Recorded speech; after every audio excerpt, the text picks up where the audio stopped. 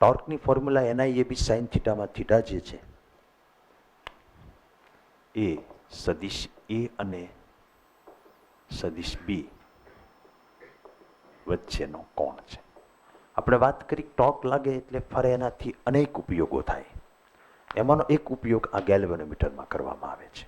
એટલે કોઈ તમને એમ કહે કે ગેલ્વેનોમીટર કયા સિદ્ધાંત પર કાર્ય કરે છે, એમ કહેવાનું કે પ્રવાહ ધારિત ગૂંચળું સમાન ચુંબકી ક્ષેત્રમાં લટકાવવામાં આવે તો આના ઉપર ટોર્ક લાગે ને એનું કોણાવર્તન થાય. કોણાવર્તનનો લાભ લીધો છે એની અંદર. ગેલ્વેનોમીટર જે તમને હું આ રીતે બતાવું છું, પ્રવાહ માપવાના કામમાં આવે છે. એમાં કોકે ફરવું તો પડે ને, ઓલો કાંટો ફરે ને, એ હકીકતમાં અંદર ગૂંચળું ફરતું હોય ને, એ કાંટો લગાડેલો એટલે કાંટો ફરે. કેવી રીતે આખી વ્યવસ્થા છે એ તમને કહું. આ બાજુ એક એન ધ્રુવ છે ચુંબકનો, આ બાજુ એસ ધ્રુવ, એટલે એન થી એસ ચુંબકી ક્ષેત્ર ઉત્પન્ન થાય. એ ઉપરથી જોતા જે દેખાય ને એ હું ડ્રો કરું છું. થોડાક આવા નળાકાર ચુંબકીય ધ્રુવો રાખવામાં આવ્યા, આ એન આ એસ. એટલે ક્ષેત્ર રેખાઓ એન થી એસ એ આમ ગણો તો આવી રીતે ક્ષેત્ર હોય. ઉપરથી જોતા તમે જુઓ તો આમ આખો હશે એન નો આકાર ને આ એસ, અને આખા વિસ્તારમાં આ રીતે ચુંબકી ક્ષેત્ર હશે. એમાં એક હલકી લંબચોરસ ફ્રેમ જેવું રાખવાનું. આ વધારે પડતી ભારે છે, હાવ હલકી, એટલે ફરવામાં જડત્વ નડે નહીં. એ લંબચોરસ ફ્રેમ આ એન ને એસ, હવે તમે એને આમ કરીને ઉપરથી જુઓ છો એટલે એ લંબચોરસ ફ્રેમ તમને આમ દેખાવે નહીં, કારણ કે આ ઓલો નળાકાર ઉત્તર ધ્રુવ છે, આ છે એ દક્ષિણ ધ્રુવ. ચુંબકી ક્ષેત્ર આમ પસાર થઈ રહ્યું છે. એટલે તમને આ પટ્ટી હું દેખાડું. એના ઉપર ગૂંચળું વીંટાળેલું છે તાંબાના તારનું.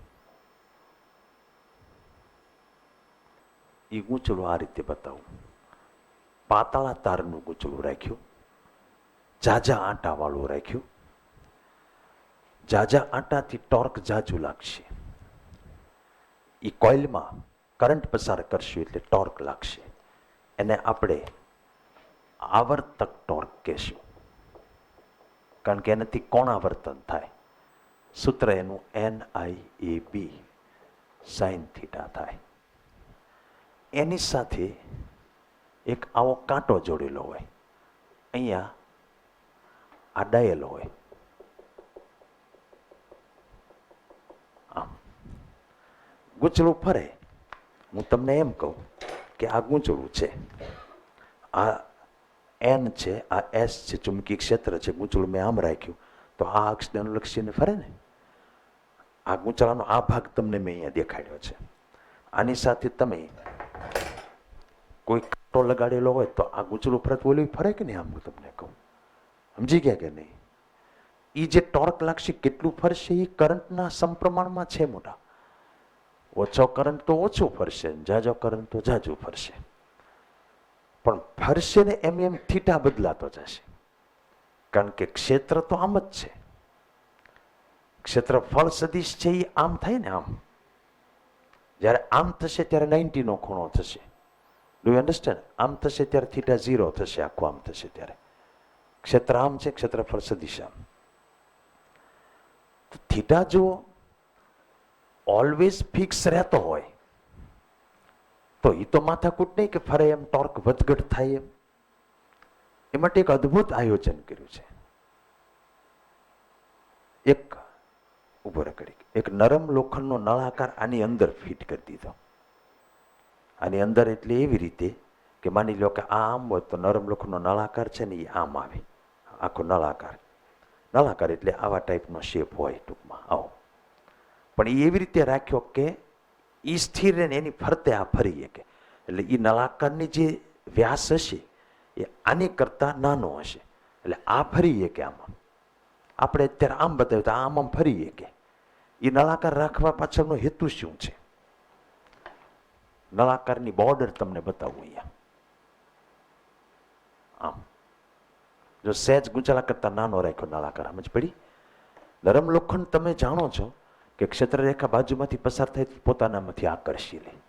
એનામાં ચુંબકત્વ જાજુ હોય. એટલે આ ક્ષેત્ર રેખા જે આપણે સીધી વિચારતા હતા ને એ આમ થઈને આમ પાસ થાય.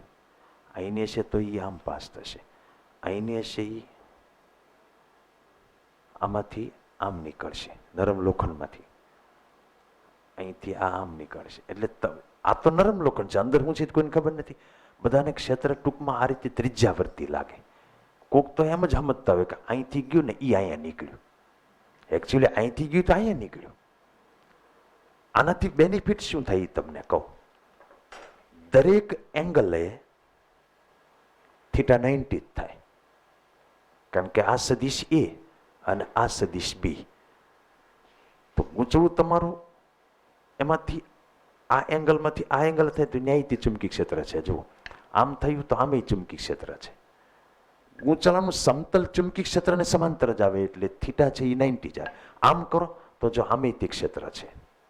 એટલે ક્ષેત્ર જો ત્રિજ્યાવર્તી થઈ જાય આ ટાઈપનું તો કોઈ પણ આપણે ફેરવવાનું તો એટલું જોઈએ ને કેટલું ફેરવવાનું. તમે આમ મીટર હોય તો મીટરમાં કાંટો અહીંયા પગ એટલું ફેરવો. આ કાંઈ થોડું મોટરની જેમ ગોળ ગોળ ફેરવવાનું હોય. તમારો કાંટો અહીંથી અહીંયા પગાડવાનો હોય. એટલે ગમે એ ખૂણે 10 ડિગ્રી 20 ડિગ્રી 30 ડિગ્રી ફરે દરેક વખતે આને સમાંતર જ ક્ષેત્ર આવે. તમે જો ત્રિજ્યાવર્તી ક્ષેત્ર કરો તો આમ ત્રિજ્યાવર્તી આમ અને અહીંયા નીકળતું હોય. અન્ડરસ્ટેન્ડ? તમે આમ અને અહીંયા નીકળતું હોય, અહીંથી આમ તો અહીંયા નીકળતું હોય. પણ એ આવડું આ નથી નીકળતું, અહીંથી આમ વળી જાય છે, ઓલું આમ વળી જાય છે. આપણે તો એ જોવાનું થાય કે ગૂંચળો આમ રાખો તો એ ક્ષેત્રને સમાંતર થઈ ગયું તો θ90 થઈ ગયું. આમ રાખો તો જો આ ક્ષેત્ર છે એને સમાંતર θ90 થઈ ગયું. આમ રાખો તો જો ક્ષેત્ર એને સમાંતર છે θ90 થઈ ગયું. એટલે આપણે કોઈ પણ એંગલે θ90 થશે એટલે sin90 થાય. એક આ કામ કર્યું. કેન્દ્રવર્તી અથવા તો ત્રિજ્યાવર્તી ચુંબકી ક્ષેત્ર મેળવવા નરમ લોખંડનો નળાકાર રાખ્યો. હજી એક લોચો થાય. ઉજળું ઊભું જ ન રહે ને જ્યાં સુધી કરંટ હોય ત્યાં સુધી ટોર્ક ચાલુ હોય એ ફર્યા જ કરે આમાં. તો આપણે અવલોકન કેમ લેવું? આ કાંટો આમાં ફર્યા જ કરે તો ઓલો સાહેબ ફરતે દોડ્યા જ કરે ને આમાં. ઊભો રહે કાંટો તો લે ને કે કેટલા એમ્પિયર છે એ સમજાય કે નહીં? તો સાહેબ એ કઈ ઘાંચીનો બળદિયો થોડો છે કે આમાં ફરતે ફર્યા કરે. એટલે સ્થિર કોણાવર્તન જરૂરી છે. એટલે છે ને આવી કમાન આકારની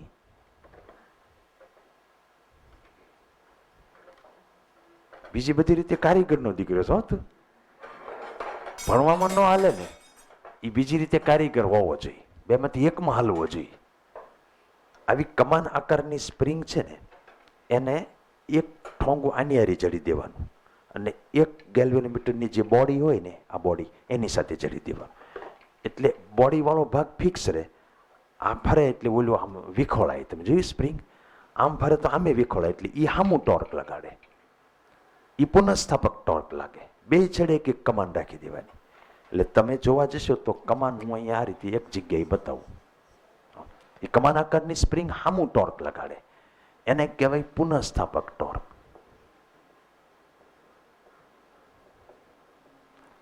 તમે સમજ્યા ને? મેં આખું અહીંયા દોર્યું છે એમાં આમ દોર્યું છે તો એક અહીંયા કમાન હશે ને એક અહીંયા કમાન હશે. બે હોય તો સારું પડે એમ.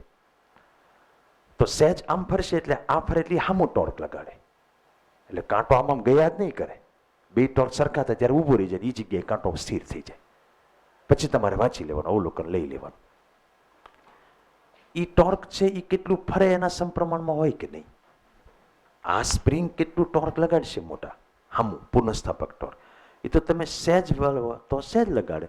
તમે આમ ધારો કે બહુ આમ કરો તો એ બહુ લગાડશે, સહેજ કરો તો સહેજ લગાડશે. તો કેટલું ફર્યું એના સમપ્રમાણમાં હોય. ચલનને બદલે બરાબરની નિશાની એટલે એક અચળાંક આવે. આને કહેવાય ઈ કમાન આકારની સ્પ્રિંગનો બોલું. હા આપણે જ ઘણા બળ ખાતા હતા. આને બળ અચળાંક ન કહેવાય. સ્પ્રિંગ આમ આમ હોય તો બળ અચળાંક આવે, આમ આમ હોય તો બળ અચળાંક આવે. એકમ કોણાવર્તન દીઠ ઉત્પન્ન થતું પુનઃસ્થાપક ટોર્ક એને એનો બળ અચળાંક કહેવાય. કે એને કરતા બનાવો તો નીચે ફાઈ આવે. જ્યારે આ બે સરખા થાય ત્યારે સ્થિર કોણાવર્તન દર્શાવે. એ વખતે તમે જુઓ આ ચાલે છે ફાઈ આવ્યું. તમે જોયું? મતલબ પ્રવાહના સમપ્રમાણમાં ફરશે. હવે આ લોકો શું કરે કંપની વાળા?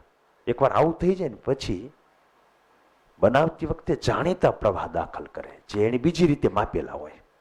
અડી લે કેટલોક છે ખ્યાલ તો હવે જે કેટલો કરંટ છે વધીને એમ. આ તો એક તમને રસ્તો કહું છું. તો એ ધારો કે 2 માઇક્રોએમ્પિયર દાખલ કર્યો ને કાંટો અહીંયા અડ્યો તો એક જણા પેન લઈને ઊભો જોઈને 2 લખી નાખે. પછી 4 માઇક્રોએમ્પિયર કરંટ દાખલ કરે, કાંટો થોડોક આગળ જ હલવાનો, આ સિદ્ધાંત છે એનો. ત્યાં 4 લખી નાખે. આવી રીતે લખે ને એને સ્કેલનું અંકન કર્યું કહેવાય. આ ગેલ્વેનોમીટર હું તમને જે આવું બોડી બતાવું છું એમાં અંદરથી આ મશીનને એવું કાઢી લીધું છે. એટલે તને અંદર અત્યારે રેતી જ ભરેલી છે, વજન દેખાય ને એ મીટર નથી. આની અંદર ઓલો નરમ લોખંડનો નળાકાર ને કોઇલ ને બધું એટલામાં આવી ગયું ને એની આ કાંટો છે ને આ ડાયલ છે જે ઉપર દેખાય ને એની ઉપર કાંટો ફરે ને અહીંયા આંકડા લખેલા છે. અન્ડરસ્ટેન્ડ? આ ગેલ્વેનોમીટર હું તમને થોડુંક સમજાવું એટલે ફરીથી. સૂક્ષ્મ પ્રવાહનું માપન અને એની હાજરીની નોંધ લેવા માટે ગેલ્વેનોમીટર વપરાય.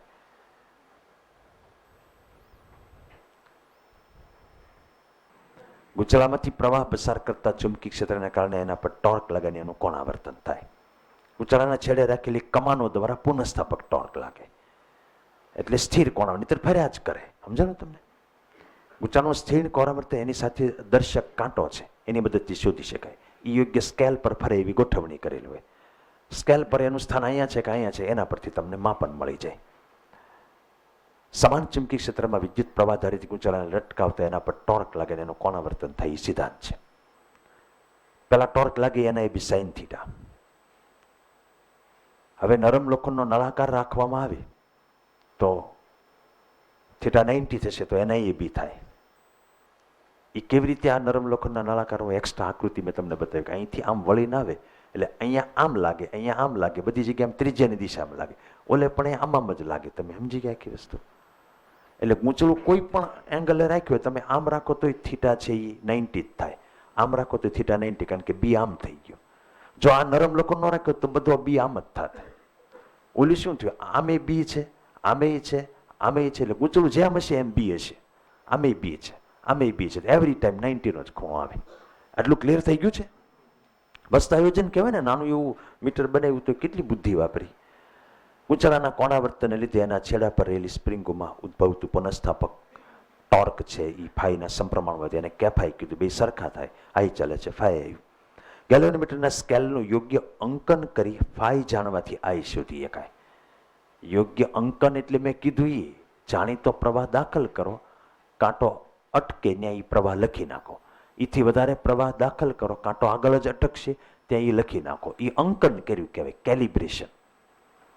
હવે સંવેદનશીલ ગેલ્વેનોમીટર એટલે ઓછા પ્રવાહે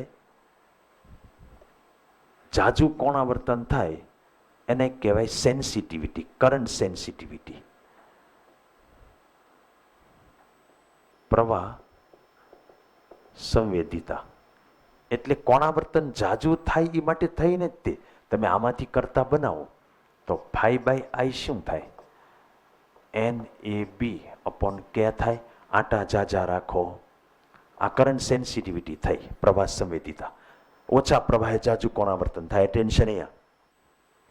આટા જાજા રાખો, સ્ટ્રોંગ મેગ્નેટિક ફિલ્ડ પ્રોડ્યુસ કરો. એરિયા તો કોઇલનો બહુ મોટો રાખો તો મીટરની સાઇઝ વધે ને ખોટી ખોટી. એ આપણા હાથમાં નથી, મતલબ ખોટી સાઇઝ વચ્ચે કરી તો એ બાકીનું પોસિબલ છે ને. જાજા આટા માટે પાતળું ગૂંચળું રાખ્યું, આટા એટલામાં જાજા હમાઈ જાય. ચુંબકી ક્ષેત્ર થોડુંક સ્ટ્રોંગ લાગુ પાડો અને સ્પ્રિંગનો વળ ચલાંક ઓછો હોય એવી સ્પ્રિંગ પસંદ કરો. કઈ? કમાન આકારવાળી. એટલે તમને કરંટ સેન્સિટિવિટી સારી મળે. અત્યંત સેન્સિટિવ એટલે કે સંવેદનશીલ ગેલ્વેનોમીટર થાય. એ અહીંયા લખ્યું. એકમ પ્રવાહિત મળતા કોણાવર્તનને પ્રવાહ સંવેદિતા કહેવાય. એના માટે તમે ચુંબકી ક્ષેત્ર વધારે પ્રબળ રાખી શકો. ટેક્સનો ન્યુમેરિકલ 120 આંટા N, ક્ષેત્રફળ A, ચુંબકી ક્ષેત્ર 45 10⁻⁴ ટેસ્લા. ગૂંચળું કિલકિત કરેલું કહેવાય. કિલકિત એટલે ધરી ઉપર હોય. આમ કિલક એટલે ધરી, એટલે આમ ફરીએ કે આરામથી. 0.2 મિલિએમ્પિયર પ્રવાહ દાખલ કરવામાં આવે. સ્પ્રિંગનો અસરકારક વળચળાંક શું કામ કે ખબર? 2 સ્પ્રિંગો હોય તો નેટ 2 નો લેવાનો આવે ને વળચળાંક. એ તો વળચળાંકને આમાંથી કરતા બનાવી દો ને. K ઇઝ ઇક્વલ ટુ શું થશે? NIAB upon 5. 36 છે એટલે 36 ઇન્ટુ 100 અને ઓલા પાઈ બાય 180 આમ કરવું પડે ને ત્યારે રેડી. કોકની ભેગો ખૂણો લઈએ ત્યારે રેડિયનમાં લેવો પડે. SLP 62 ચલિત ગૂંચળાવાળા ગેલ્વેનોમીટરની સંવેદિતા વધારવા શું કરવું જોઈએ? આમાંથી કોઈ પણ ઓપ્શન સાચો હોય એ પકડવાનો. ઘટાડવું શું પડે તો વળ અચળાંક. પછી ચલિત ગૂંચળાવાળા 63 છે. ત્રિજ્યાવર્તી ચુંબકી ક્ષેત્ર મેળવવા માટે કેવા આકારનો ચુંબક વપરાય છે? આમ અંતરગોળ આવો. આમ તો હવે આ SLP નો છે એટલે હું તો એમાં આપ્યો જવાબ રાખવો પડે. હોર્સશુ મેગ્નેટ એ વપરાય. હોર્સશુ એટલે ઘોડાની નાળ જેવો આકારનો મેગ્નેટ વપરાય. પછી SLP 42 2 માર્ક. ત્રિજ્યાવર્તી ચુંબકી ક્ષેત્રમાં ગૂંચળાંક લટકાવતા એના પર ટોર્ક મેક્સિમમ લાગે કારણ કે sin 90 થાય. સાચી વાત છે. ટોર્ક વડે ગૂંચળો એની પોતાની અક્ષ પર ભ્રમણ કરી એ સાચું, પણ કાંઈ 90 એના કારણે નથી થતું એટલે આ કારણે એ વિધાનની સાચી સમજૂતી નથી. 90 તો ત્રિજ્યાવર્તી ક્ષેત્રને કારણે થાય છે. પછી ગેલ્વેનોમીટર પ્રવાહ માપક સાધન છે, છતાંય તે પ્રવાહ માપવા માટે લોકો ગેલ્વેનોમીટરની જગ્યાએ ઇમીટર વાપરે છે. આમ જોઈએ તમને, આમ વાંચો પછી જ ખબર પડે. આમાં G લખેલો છે, આમાં મિલી એ એટલે મિલી એમ્પિયર, મતલબ આની રેન્જ છે ને 25 મિલી એમ્પિયર સુધીની છે. તમે પહેલા એ સમજો કે મીટર જેની પાછળ લાગે ને એ માપવા કામમાં આવે. એટલે જેને કાંઈ માપ ન હોય એને આપણે મીટર વગરનો કહીએ છીએ. એ મીટર એટલે એમ્પિયર માપવા વાળું મીટર, મતલબ પ્રવાહ માપે. વોલ્ટ મીટર મતલબ વોલ્ટેજ માપે.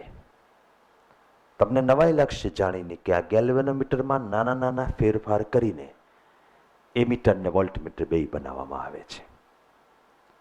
પહેલા મીટર વિશેની વાત જાણી લો કે આ પ્રવાહ માપે જ છે ગેલ્વેનોમીટર. તો એ મીટર વળી કઈ ચકલીનું નામ છે એમ ન થાય આપણને. આ પ્રવાહ જ માપે છે. તો પ્રેક્ટિકલી પ્રોબ્લેમ ઇઝ કે આની રેન્જ બહુ નાની હોય ગેલ્વેનોમીટરની.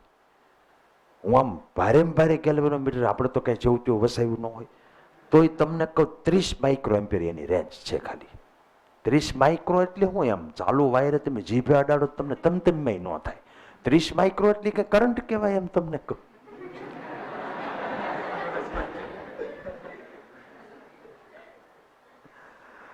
એટલે રેન્જનો પ્રોબ્લેમ છે મેન છે. વ્યવહારમાં તમે કોઈ પણ આપણે એક ઇલેક્ટ્રિશિયન પરમાનન્ટ રાખેલા છે, વાયર ને પેચિયા ને ઓલું કાંઈ નાખીને આટા મારતા હોય તમે જોજો, એને પૂછજો કોઈ દી ગેલ્વેનોમીટર કોઈ દી વાપર્યું નહીં વાપરે. કારણ કે એને જ્યાં કરંટ માપવાના એ કરંટ બધો એમ્પિયરની રેન્જનો હાલતો હોય. એમાં આ હાલે જ નહીં કારણ કે આની રેન્જ હાવ ઓછી હોય. ગેલ્વેનોમીટરને સીધું એમીટર તરીકે વાપરવામાં કેટલાક પ્રશ્નો છે, મુશ્કેલી છે. મારો પહેલો પ્રશ્ન ત્યાંથી શરૂ થશે. ગેલ્વેનોમીટરને સીધું એમીટર તરીકે વાપરવામાં નડતી મુશ્કેલી. બીજો ટોપિક આવશે આમાં બીજો પ્રશ્ન, એનું નિવારણ કેમ કરવું? મુશ્કેલી છે તો નિવારણ જોઈએ કે નહીં? અને એમાં ત્રીજો પ્રશ્ન આવશે, એ નિવારણ જે આવશે એનું સૂત્ર તારવવાનું. એમ પહેલો ટોપિક એમીટરનો છે, એમાં 3 પેટા ટોપિક થશે. ગેલ્વેનોમીટરને સીધું એમીટર તરીકે વાપરવામાં નડતી મુશ્કેલી. પછી બીજો ભાગ મુશ્કેલીનું નિવારણ. ત્રીજો ભાગ એ નિવારણમાં જે કહેશે ને એનું સૂત્ર. બરાબર છે? પછી તમને નવાઈ એ લાગશે કે હાલો ગેલ્વેનોમીટર પ્રવાહ માપવા માટે તો વપરાય, એ તો સમજે આવે. એનું ગેલ્વેનોમીટર વોલ્ટમીટર તરીકે વપરાય. એમાં તે 3 પેટા વિભાગ આવશે. ગેલ્વેનોમીટરને સીધું વોલ્ટમીટર તરીકે વાપરવામાં નડતી મુશ્કેલી, એનું નિવારણ અને નિવારણનું સૂત્ર. આ રીતે આપણું અત્યારનું લેક્ચર પ્રેક્ટિકલ બેઝ ઉપર છે આખું. બરાબર છે? પહેલા ગેલ્વેનોમીટર વિશે કેટલીક બાબતો નોંધી લઈએ. એક હું અહીંયા સંકેત લખું છું, IG. એને ગેલ્વેનોમીટરની પ્રવાહ ક્ષમતા કહેવાય. આમ તમે જોવો ને તોય તમને ખબર પડે. આમાં છેલ્લામાં છેલ્લો આંકડો કેટલો છે? તો 30 માઇક્રો એમ્પિયર એ આ ગેલ્વેનોમીટરની પ્રવાહ ક્ષમતા. એટલે ખબર ન પડે યાર, કેપેસિટી મેક્સિમમ કેટલું માપે એ. મેક્સિમમ વાળો જ આંકડો જાણવો પડે ને, એનાથી ઓછું તો માપી જ એકતું હોય. તમે કોઈક દી લેબમાં જાઓ તો ખબર પડે ને એમાં આવા કેટલાય એમીટર હોય. રાઈટ? તમને તમારા સાહેબે એમ કે ભાઈ 5 એમ્પિયર વાળું એમીટર લાવતો, એટલે 5 કે એનથી ઓછા માપે એવું, એની ઉપર છેલ્લામાં છેલ્લો આંકડો 5 આવતો હોય. અન્ડરસ્ટેન્ડ? 100 મિલી એમ્પિયર વાળું મીટર લાવો તો હવે આપણી પાસે 8-10 મીટર હોય, મારે એક પ્રયોગ કરવો છે, એમાંથી પ્રવાહ માપવા માટે કયું મીટર પકડવું, એટલું મારામાં પાછું મીટર હોવું જોઈએ 11. 10 આવડા, 11 આપણું. કારણ કે આપણે પ્રયોગ કરતા હોય તો આપણને ખબર હોય ને કે આપણા પ્રયોગની અંદર કઈ રેન્જનો પ્રવાહ વહેતો હોય. આપણે અહીંયા હાવ બીજી ભાતના એ ભાઈ છે જે પેસ્યુ લઈને આટા મારે ને, તમે કોઈક દી કહેજો એની પાસે એમીટર હશે, એ કઈ એસીનો પ્રવાહ માપવાનો સીધે સીધું વાપરે. એના માટે મીટર અલગ રેન્જનું લેવું પડે, કારણ કે એમાં સીધે સીધું તમને 15 એમ્પિયર બહાર કરંટ વહેતો હોય. તો તમારે અહીંયા ગલોપનો ને પંખા, ગલોપ અહીંયા છે, ગલોપનો ને પંખાનો એનો પ્રવાહ તમારે માપવો હોય તો એમાં 1-2 એમ્પિયર કે માંડ એટલો કરંટ વહેતો હોય મોટા. તો એ મીટરની રેન્જ પછી કઈ 1 થી 100 મીટરની ન હોય, 100 એમ્પિયરની ન હોય, એમ તમને કહું. બધાની નાની નાની રેન્જ હોય. તો 15 એમ્પિયર બહારનો કરંટ વહેતો હોય એટલું નોલેજ તો હોય જ આપણને કે ભાઈ હું કયા સાધનમાંથી વહેતો પ્રવાહ માપું છું. અન્ડરસ્ટેન્ડ? એ તમારી લાઈનને એટલે તમને બધું અજાણ્યું લાગે. હકીકતમાં જે એ લોકો યુઝ કરતા કામ એ યુઝ ટુ હોય, એને ખબર હોય કે આમાં લગભગ આટલો કરંટ વહેતો હોય, ખાલી એક્ઝેક્ટ માપવા માટે જ આપણે મીટરની જરૂર પડતી હોય. તો એક તો મેક્સિમમ કેટલો માપી શકે એ એની પ્રવાહ ક્ષમતા કહેવાય. એને ઘણી વખત આવી રીતે કહેવામાં આવે પૂર્ણ સ્કેલ આવર્તન. તમને એમ કે ને કે 10 માઇક્રોએમ્પિયર કરંટ પસાર થાય તો એના સ્કેલનું પૂર્ણ સ્કેલ આવર્તન થાય છે. આ આખું સ્કેલ કહેવાય. પૂર્ણ એટલે કાંટો પૂરેપૂરો ફરે. એનું ન થયું એલા, એટલે તમારે એને આઈજી સમજવો. આ કોન્સ્ટન્ટ છે. આપેલ ગેલ્વેનોમીટરમાં કંપની વાળા જ લખીને આપેલું હોય કેટલાની આની પ્રવાહ ક્ષમતા છે. અન્ડરસ્ટેન્ડ? એટલે એ કોન્સ્ટન્ટ વસ્તુ જાણી લેવી પડે. પછી કઈ એ આંકડો તમે અહીંયા માપો કે ઓલે પણ માપો એટલે બદલાય નહીં. એ એક મેસેજ છે કે આ મેક્સિમમ એટલું માપીએ કે એમ. પછી તમને તો ખબર જ છે ને મોટા કે એ કોઇલ હતી, એની અંદર એક કોઇલ એટલે તાર, અને તાર હોય એને આર હોય. તો એનો જે અવરોધ છે ને ગેલ્વેનોમીટરનો અવરોધ એટલે જઈલા આનો ગણવાનો કે આ બે ડટ્યુનો ગણવાનો? ડટ્યુનો હારા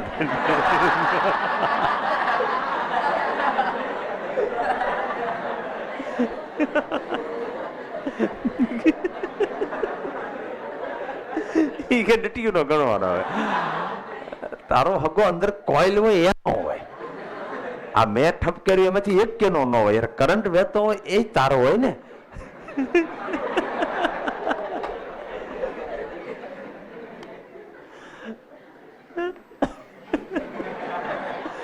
એને આપણે કેપિટલ જી કહેશું.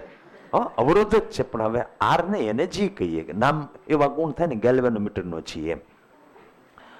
આ બસ અહીંયા ધ્યાન, ગેલ્વેનોમીટર અવરોધ આઈથી અચળાંક છે એમ કહું છું. 5-10 ઓમ હોય. કોઇલ ને કેટલોક હોય?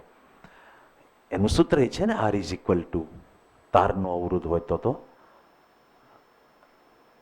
R is equal to rho L upon A. એ રીતે આપણે યુઝ કરી શકીએ. ઓકે, આટલી માહિતી આપણે રાખીએ. આખો પ્રેક્ટિકલ બેઝ આપણે પ્રશ્ન લેવો છે, એટલે આપણે પહેલા પરિસ્થિતિનું નિર્માણ કરીએ. ક્યાંક કરંટ વહેતો હોય. આ ડીસી વોલ્ટમીટર છે. એ મીટર ગેલ્વેન બધા ડીસી, એટલે ડટો રાખશું. એક માની લો કે આ એક બેટરી છે, આ સ્વિચ રાખીએ. આ આપણને 100 વોલ્ટનો મોટો ડટો થોડોક રાખીએ. હવે એને પ્રવાહ ચાલુ કરવા માટે તમે નક્કી કરો એ વસ્તુ રાખો. ગલો, પંખો, ટ્યુબલાકડી, રીમ, ગમે એ. ઓકે, તો હું અહીંયા આગળ એ તમારા મનમાં જે હોય એ આ છે, બરાબર? અને એ લગભગ ધારો કે 10 ઓમનો છે. તો કરંટ રૈવાજિક પ્રવાહ આમ વહેતો હોય, પહેલા વહેતો હોય પછી બરાબર છે કે આપણે ટ્રાય કરીએ કે માપીએ કરંટ. કરંટ જ હોય ને હું તમે માપો કયો છે, એટલે વહેવા માંડ્યો. આપણે તો એજ્યુકેટેડ માણસ કહેવાય. એજ્યુકેટેડ હોય એને કાંઈ મીટરની જરૂર ને. મોટા ભાગના એજ્યુકેટેડ તમે જોજો મીટર વગરના જ હોય. તમે ગમે ત્યાં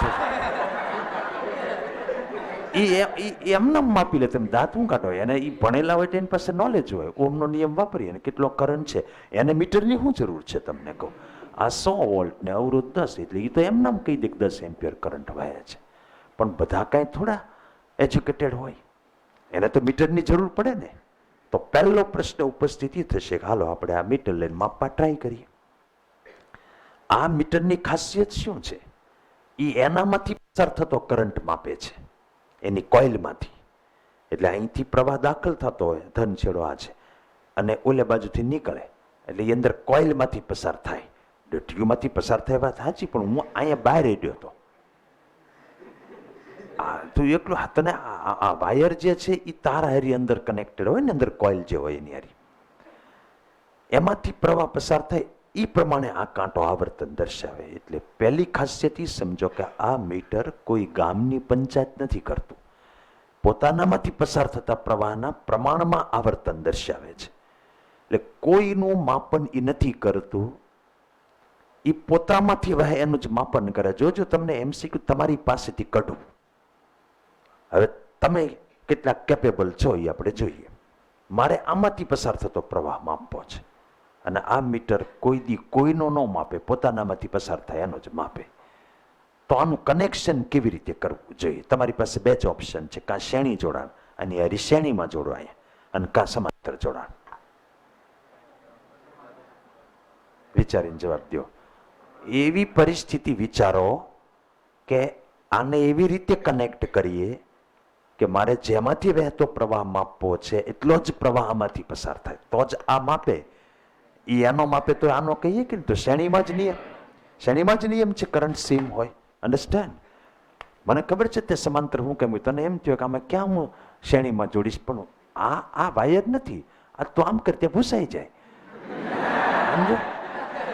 એ લ્યો આ ગેલ્વેનોમીટર, ઓકે, આ કનેક્શન થઈ ગયું, બસ શ્રેણી જોડાણ થઈ ગયું. તો પહેલો MCQ એ આવ્યું કે પ્રવાહ માપવા વાળું સાધન એટલે કે પ્રવાહ માપક જેમાંથી વહેતો પ્રવાહ માપવો એની સાથે શ્રેણીમાં જોડવું છે. આ બધા કેવા આમ એકદમ કુદરતી MCQ છે. તમે વિચારો, શ્રેણીમાં પ્રવાહ સરખો એ આમ ગણો તો હવે કુદરતી જ કહેવાય ને. હવે કે રિપીટ કરીને જાઓ તો જ ખબર પડે એવું તો ન હોય.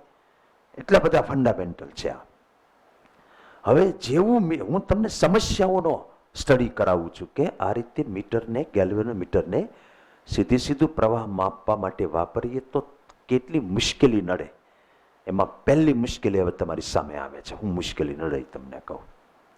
જેવું આ મીટર જોડીએ એ ભેગું પરિપથનો અવરોધ મોટા વત્તા 10 થઈ જાય ને. 10 ગેલ્વેનોમીટરનો અવરોધ સર્કિટમાં ઉમેરાઈ ગયો, અને એ ઉમેરાવાનો ને ઉમેરાવાનો જ તે. તમારે જોડવું તો પડશે જ તે. એટલે જે કરંટ પહેલા વહેતો હતો, જે આપણે માપવા માંગતા હતા, એ 5 એમ્પિયર થઈ ગયો. તમને કઈ સમજ પડે? આ મીટર એટલું સત્યવાદી છે, એટલું સત્યવાદી છે, ક્યારેક ક્યારેક ગાંધીની સાઈડ કાપી જાય. એ જે વહેતો હોય એ જ માપે. તમને કહું, એટલે એ અત્યારે જોડ્યા પછી જે વહેતો હશે એ માપશે, તો એનો કાંટો 10 બતાવશે 5. અત્યારે હાલ વહેતો હોય એ માપે ને. કઈ ઘડીક પહેલા વહેતો તો એ થોડું માપે. તને ખબર પડે છે તો કેટલો માપશે? મતલબ એ ખોટો પ્રવાહ માપશે, વાંક એનો નથી. ડટીયુનો વાંક છે એમ? વાંક એની અંદર અવરોધ છે એનો છે. દાખલા તરીકે તમે ગામમાં ગેલ્વેનોમીટર લેવા જાઓ, એક ગેલ્વેનોમીટરનો અવરોધ 10 ઓહ્મ હોય, બીજું ગેલ્વેનોમીટર છે એ 1 ઓહ્મ હોય, અને તમને હરખો ભાવ જ કીધો, તમે તમારા બેનો હરખો ભાવ છે, તમારે જોતું હોય લઈ લો, તમે કયું પસંદ કરશો? 1 ઓહ્મ વાળું. કારણ કે આ 10 ને બદલે 20 થઈ ગયો, એટલે 10 ને બદલે 11 થયો હોત તો હાવ નજીકનો કરંટ આવે જ કે નહીં? 9.9 જેવો જ આવે જ કે નહીં? તમને કહું, સમજાય છે? એટલે બીજો MCQ આવે છે, પ્રવાહ માપવા માટે વપરાતું કોઈ બી સાધન હોય એનો અવરોધ શક્ય એટલો ઓછો હોવો જોઈએ. તો મારો ત્રીજો પ્રશ્ન આવે, ભગવાનનું ગેલ્વેનોમીટર હોય ધારો કે, એટલે આદર્શ ગેલ્વેનોમીટર, એનો અવરોધ કેટલો હશે? ઝીરો હશે જ નહીં. એમ ઓછામાં ઓછો. એટલે આપણે તો પામર મનુષ્ય છીએ, આપણો અવરોધ કાંઈ હાવ ઝીરો ન હોય. આપણે કદાચ આપણામાંથી કોઈક સારો માણસ હશે તો સારું ગેલ્વેનોમીટર પસંદ કરશે તો ઓછામાં ઓછો અવરોધ હશે. પણ આદર્શ પ્રવાહ માપક સાધનનો અવરોધ કેટલો હોવો જોઈએ? તો ઓછામાં ઓછો મતલબ કેટલો થાય? ઝીરો. કે નેગેટિવ તો હોય નહીં અવરોધ. આવા બધા MCQ આમ બ્લડમાં હારવાર ભળી જવા જોઈએ. હો, તમને ખ્યાલ આવે છે? ઓકે, તો પહેલી મુશ્કેલી એ આવે છે કે ગેલ્વેનોમીટરને જોડીએ તો એનો અવરોધ ઉમેરાય એટલે ખોટો પ્રવાહ માપે. આ પહેલી મુશ્કેલી. મુશ્કેલી નંબર 1, ખોટો પ્રવાહ માપે. મુશ્કેલી નંબર 2, આમાંથી જાજો પ્રવાહ પસાર થાય તો મીટરને નુકસાન થાય, કારણ કે એની કેપેસિટી છે એ હાવ ઓછી હોય અને આપણે માપીએ એ કરંટ જાજો હોય. એટલે મીટરને નુકસાન થાય. એમાં 2 વસ્તુ લખશું. એક, પૂર્ણ સ્કેલ આવર્તન થાય, અને બીજું, ઉષ્મા વધારે પડતી ઉત્પન્ન થાય ને I²RT મુજબ, એટલે બળી જાય. આ 2 મીટરને નુકસાન કરે છે. સાંભળો જરા. પૂર્ણ સ્કેલ આવર્તન એટલે આ 30 માઇક્રોએમ્પિયર છે. આમાં કેવું થતું હોય, આ કાંટો 10 દાખલ કરો કરંટ એટલે આમ 10 ઊભો રહી જાય. તમે 20 કરંટ દાખલ કરો તો આમ કરીને આમ 20 ઊભો રહી જાય. તમે 30 દાખલ કરો તો ધીમે કરીને 30 ઊભો રહી જાય. એ 30 જ્યાં લખ્યું ત્યાં પકડતો. હા, જ્યાં 30 લખ્યું ને ડાયલમાં, એ જગ્યાએ કાંઈ આમ કરીને આમ આવું આડું ન રાખ્યું હોય, આમ ત્યાં ભટકેને ઊભો રહે. પણ જ્યાંથી કાંટો ઉત્પન્ન થાય ત્યાં એક ઠેસી રાખી હોય, ડટ્ટી જેવી જ હોય. એ આમ કરીને આમ 30 જાય ને એટલે ઓલી ઓલી ઓલી ઠેસી અહીં ભટકાઈ જાય, એટલે પછી કાંટો આગળ ન જઈ શકે. હવે તમે 30 દાખલ કરો તો ધીમે કરીને 30 ઠેરાઈને ઊભી રહી જાય. આ દર્શક કાંટો આમ અહીંયા આમ કરી આમ થઈ જાય. સમજાણું તમને? અહીંયા 30 આવી ગયું હોય. હવે તમે 40 દાખલ કરો એટલે 40ના પ્રમાણે ગેર પકડે, એટલે ઝડપથી જઈને તડીંગ દઈને ભટકાય. હજી બહુ નુકસાન ન કરે. એની કેપેસિટી 30 છે ને તમે હજી 40 જ દાખલ કર્યું. પણ 30ની કેપેસિટી હોય તમે 300 દાખલ કરો તો આમ તડીંગ દઈને ન ભટકાય. કેવો અવાજ આવે? તડીંગ દે. રીતસરનું ઠેસી ભટકી જાય અને કાંટાના ટન કટકા થઈ જાય. તમને તો વાંધો ન પણ માપતો એને પછી કાંટો વાગ્યો તો કાંટા લગા કેવું.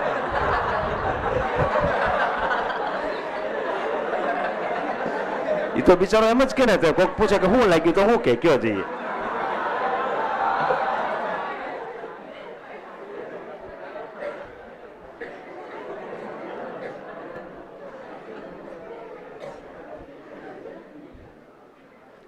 કીર્તન ગાતા અમારી વખતમાં એ ગીત આવેલું.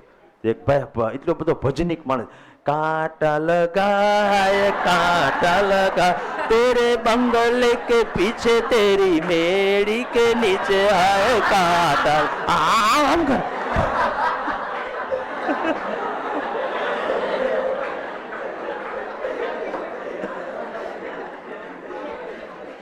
એટલે આ 2 છે ને એ મીટરને નુકસાન કરે. ઉષ્મા વધારે તો ભાવ એમ ભડકે બળે. તો આપણે માપવા માટે જોડ્યું હોય કે હળગાવવા માટે? આપણો મકસદ નક્કી કરો પહેલા. એટલે 3 પ્રોબ્લેમ છે. એક, અવરોધ ઉમેરાય એટલે ખોટો પ્રવાહ માપે. પ્રવાહ જાજો વહે એટલે પૂર્ણ સ્કેલ આવર્તનથી નુકસાન થાય, કાંટાના તણ કટકા થઈ જાય, ઠેસી ઉડી જાય. અને બીજું, વધારે પડતા પ્રવાહને કારણે ઉષ્મા વધારે ઉત્પન્ન થઈ જાય તો ભાળો એમ મીટર ભડકે પડે. શું થાય? ભડકે પડે. આ 3 રોગ છે. એનું પહેલા આપણે નિરીક્ષણ કરી લઈએ, પછી એનો ઈલાજ કરશું. વ્યવહારમાં કોઈ પણ સર્કિટનો ઘટક હોય, જેમ કે ગલુપ કે પંખો કે એવું, એની સાથે સંકળાયેલ પ્રાચલો જેવા કે વોલ્ટેજ, અવરોધ, પ્રવાહ, એ બધું માપવું પડે. એ માપવા માટે મીટરો વપરાય. પ્રવાહ કે વોલ્ટેજ માપવા માટે પાયાનું સાધન એ ગેલ્વેનોમીટર છે. ગેલ્વેનોમીટર એ એક એવું સાધન છે કે જે એમાંથી પસાર થતા પ્રવાહના સમપ્રમાણમાં આવર્તન દર્શાવે. પ્રવાહના સમપ્રમાણમાં આવર્તન. ગેલ્વેનોમીટરનો ઉપયોગ કરીને પ્રવાહ અને વોલ્ટેજ માપવા માટે એમીટર અને વોલ્ટમીટર બનાવવામાં આવે છે. આપણે એમીટરના ટોપિકથી સ્ટાર્ટ કરીએ. પહેલા મુશ્કેલી. ગેલ્વેનોમીટરને વ્યવહારમાં સીધું પ્રવાહ માપક તરીકે વાપરવામાં નીચેની મુશ્કેલી નડે. એમાં પહેલી મુશ્કેલી, સર્કિટના કોઈ ઘટક સાથે પ્રવાહ માપક સાધનને શ્રેણીમાં જડવું જોઈએ. આ MCQ આવી ગયો. આમ કરીએ તો જ એમાંથી વહે એ જ ઘટકમાંથી વહે અને પ્રવાહનું માપન થાય. આ તો એનામાંથી વહે એ જ માપે છે, પણ છતાંય આપણે દાવો કરીએ કે આ ગલોકમાંથી એટલો જ વહે છે, કારણ કે શ્રેણી જોડાણ છે. એ જોડાણ કરીને નીચે બતાવ્યું છે. આમ કરવા જઈએ એટલે એનો અવરોધ છે એ સર્કિટમાં ઉમેરાઈ જાય. આર અવરોધ હતો એને બદલે R+G થઈ જાય. I 10 હોય ને I 10 હોય તો અવરોધ 20 થઈ ગયો, તો કરંટ બદલાઈ જાય.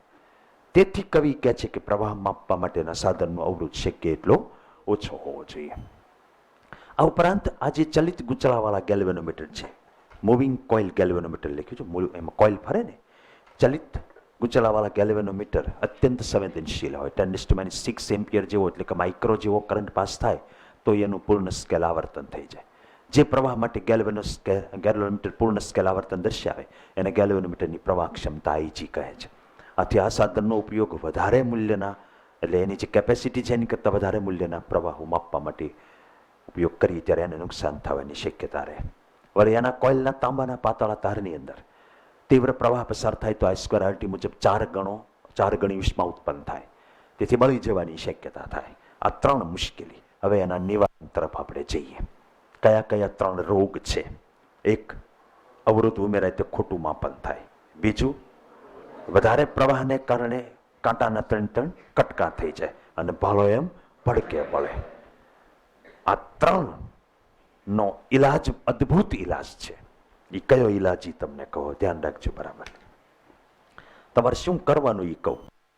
આની સમાંતરમાં એટલે કે ગેલ્વેનોમીટર જે છે ને એના 2 છેડા વચ્ચે એક બીજો અવરોધ જોડી દેવાનો. સમાંતર માટે ઇંગ્લિશમાં એક શન્ટ શબ્દ વપરાય છે, એટલે આનું નામ શન્ટ જ પાડ્યું. શન્ટિંગ કરવું એટલે સમાંતરમાં જોડવું. ક્રિયાપદ તરીકે પણ વપરાય છે. I ઓહમ જ છે, I ઓહમ જ છે ને I ઓહમ જ છે. સમજી લો, ઓહમમાં જ માપવાના અવરોધ જ છે. ગેલ્વેનોમીટરનો અવરોધ એ તે તારનો અવરોધ છે. I તે એક અવરોધ જ જોડવાનો છે, બને એટલો નાના મૂલ્યનો જોડવાનો. માની લો કે G બરાબર 10 ઓહમ છે અને શન્ટ છે એ 0.1 ઓહમનો છે. હવે મીટર છે ને એ આ કહેવાય આખે આખું. મોટા તમે કઈ સમજ્યા કે નહીં? જે મીટર છે ને, કેમ ગયું મીટર? લાય તો આ મીટરની હેઠે એક જ સ્ક્રૂ રાખ્યો છે. એ સ્ક્રૂ ખોલી આ એટલું ઢાંકણું કાઢી લેવાનું. પછી ત્યાં જે એની કોઇલ હોય ને એની સમાંતરમાં એટલો કેવો તાર લગાડી દેવાનો, બને એટલો ટૂંકો અને જાડો. મેં શું વિચાર કર્યો છે ખબર? મારે ઓછો અવરોધ જોતો હોય તો લંબાઈ ટૂંકી જાડાઈ જાડી લેવાની. સમજાય કે નહીં? લઘુ અવરોધ જોડવાનો છે સમાંતરમાં. શું કામ મેં સમાંતરમાં જોડ્યો તમને ખબર પડે? આપણે આવી ગયું કે 10 અને 0.1 સમાંતરમાં હોય તો સમતુલ્ય 0.1 કરતાય તે ઓછો થાય ને, જે 2 હોય એમાં નાનામાં નાના મૂલ્ય કરતાય નાનો થાય. તમે એનો સમતુલ્ય કદાચ ગોતવાઈ જાઓ ને તો GS/G+S થાય, ઉપર 2 નો ગુણાકાર. તો 10 અને 0.1 નો ગુણાકાર અને 10 અને 0.1 નો સરવાળો. હવે એ આમાં 0.1 નો ઉમેરો તો હાલે. આશરે તમને કહું, જવાબ 0.1 જેવો જ આવ્યો. તો જે 10 અવરોધ ઉમેરાતો તો એને બદલે મીટર હવે શન્ટ હોતું જોડીએ તો મીટરનો અસરકારક અવરોધ જ 0.1 થઈ ગયો. તેથી જે આપણે પ્રવાહનું માપન કરવાનું હતું, સમજ પડે? આ હવે આ જે ગેલ્વેનોમીટરનો અવરોધ છે એ હવે થઈ ગયો 0.1. આ 100 વોલ્ટ હતો, ઓલો અવરોધ 10 હતો, એમાં 0.1 ઉમેરો. એ શું ઉમેર્યું કહેવાય? એપ્રોક્સિમેટલી સાચો કરંટ માપી શકાશે. સમજ પડી કે ન પડી?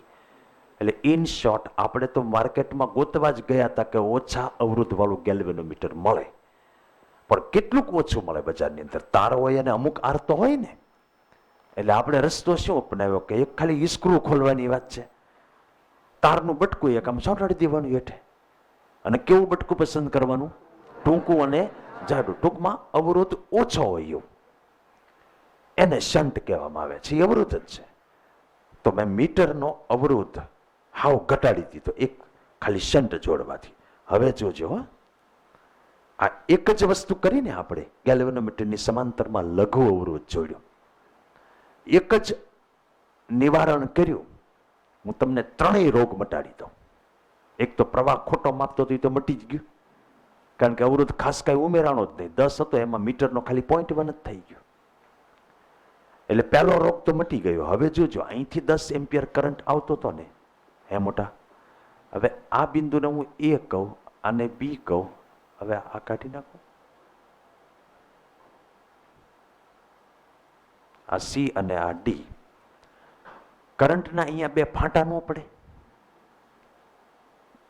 ઝાઝા ભાગનો કરંટ મોટા આ બાજુ વયો જાય. એટલે જેલા ઢાળ છે તો એમાં પાણી વધારે ગળી જાય કે રોડે જાય? કે જાય ઢાળમાં પૂછો. એટલે મોટા ભાગનો કરંટ આ 10 છે, એમાં 9.9 જેવો તો આમાંથી પસાર થઈ જાય. ઓલામાં ખાલી 0.1 એમ્પિયર રહે. એટલે મીટરને એટલું તો એ ખમી શકે. નો કાંટાના 3 કટકા થાય કે નો ભાળો એમ ભડકે બળે. એટલે ત્રણેય સમસ્યા, કબ્ઝ, એસિડિટી, સરદર્દ, ઇલાજ કાયમ ચોરના નથી કહેતા? હવે છે ને, કબ્ઝ, એસિડિટી, સરદર્દ, ઇલાજ કાયમ ચોરના. એમાં આ ત્રણેય સમસ્યાનું ઇલાજ એક જ છે, શન્ટ. શન્ટ બોલે તો શું? શક્ય એટલો નાના મૂલ્યનો એક અવરોધ કે જેને આપણે ગેલ્વેનોમીટરની સાથે સમાંતરમાં જોડવા. મીટરમાંથી ઝાઝો પ્રવાહ પસાર થાય તો મીટરને બે નુકસાન થતા હતા. એ પ્રવાહ જ આપણે બાયપાસ કરી નાખ્યો. Problem solve. જોઈ લઈએ. ગેલ્વેનોમીટરને સીધું એમીટર તરીકે વાપરવામાં પડતી મુશ્કેલીનું નિવારણ કરવા માટે ગેલ્વેનોમીટરને સમાંતર ગેલ્વેનોમીટરના અવરોધ G કરતા ઓછા મૂલ્યનો યોગ્ય એટલે આપણે એનું સૂત્ર આવશે કે ગમે એટલો 0.1 જ એવું ન હોય, 0.01 નો જોડવો પડે, ક્યારેક 1 ઓહ્મનો જોડવો પડે. એ તમારે મીટર કેટલા એમ્પિયરનું બનાવવું એ પ્રમાણે નક્કી થાય. એટલે યોગ્ય શબ્દ વાપર્યો.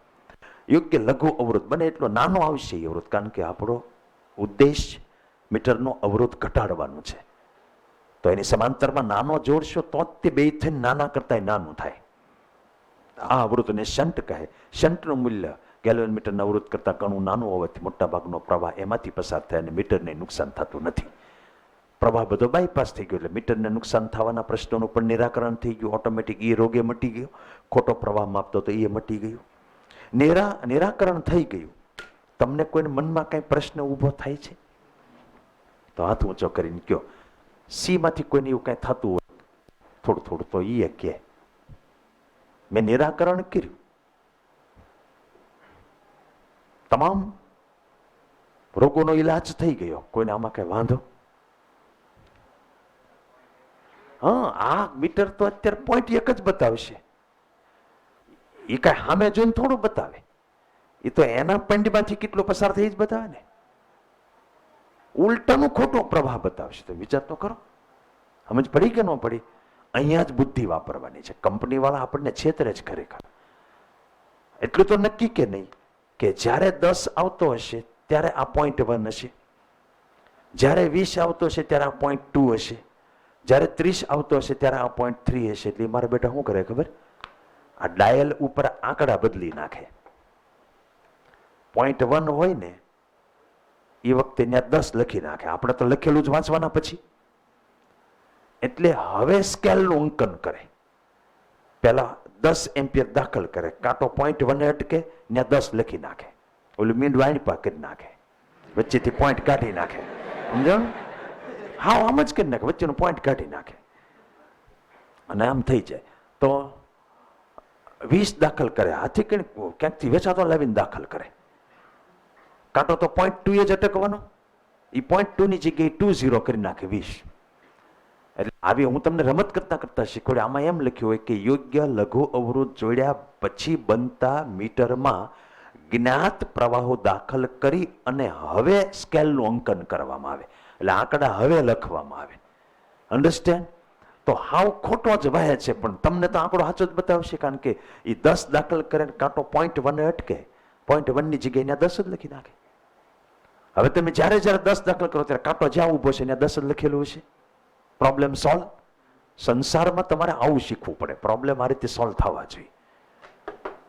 અન્ડરસ્ટેન્ડ? ભાઈબંધમાંથી એક ભાઈબંધના લગ્ન થયા. એટલે એને ફોન કર્યો, યાર કે આ વેલણ વાળી કરે છે કે ઓલે એ આઈડિયા આપ્યો, એ કે રોટી મેકર લઈ લે, રોટી મેકર, એમાં વેલણની જરૂર ન પડે, રોટી જે છે પતી ગયું, આવી ગયું, ઠીક.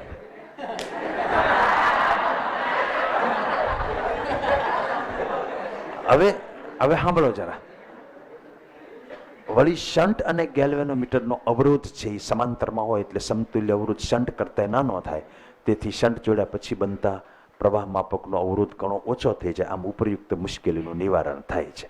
જો નીચે વાંચો, યોગ્ય શન્ટ જોડ્યા પછી બનતા સાધનમાંથી જાણીતા પ્રવાહો પસાર કરી એના સ્કેલનું એમ્પિયર કે મિલી એમ્પિયર કે માઇક્રો એમ્પિયરમાં અંકન કરવામાં આવે છે. આ રીતે તૈયાર થતું પ્રવાહ માપક એટલે જ એમીટર કે મિલી એમીટર કે માઇક્રો એમીટર, જે તમે કહો. ઇન શોર્ટ, ગેલ્વેનોમીટર આવી તાંત્રિક વિધિ કર્યા વગર ક્યારેય પ્રવાહ માપવાના કામમાં નથી આવતો. અમે લેબોરેટરીમાં વાપરતા હોય, તમે કોઈક દી આવો તો તમે જોજો, અમે જાય ત્યાં તમને બોલાવશું.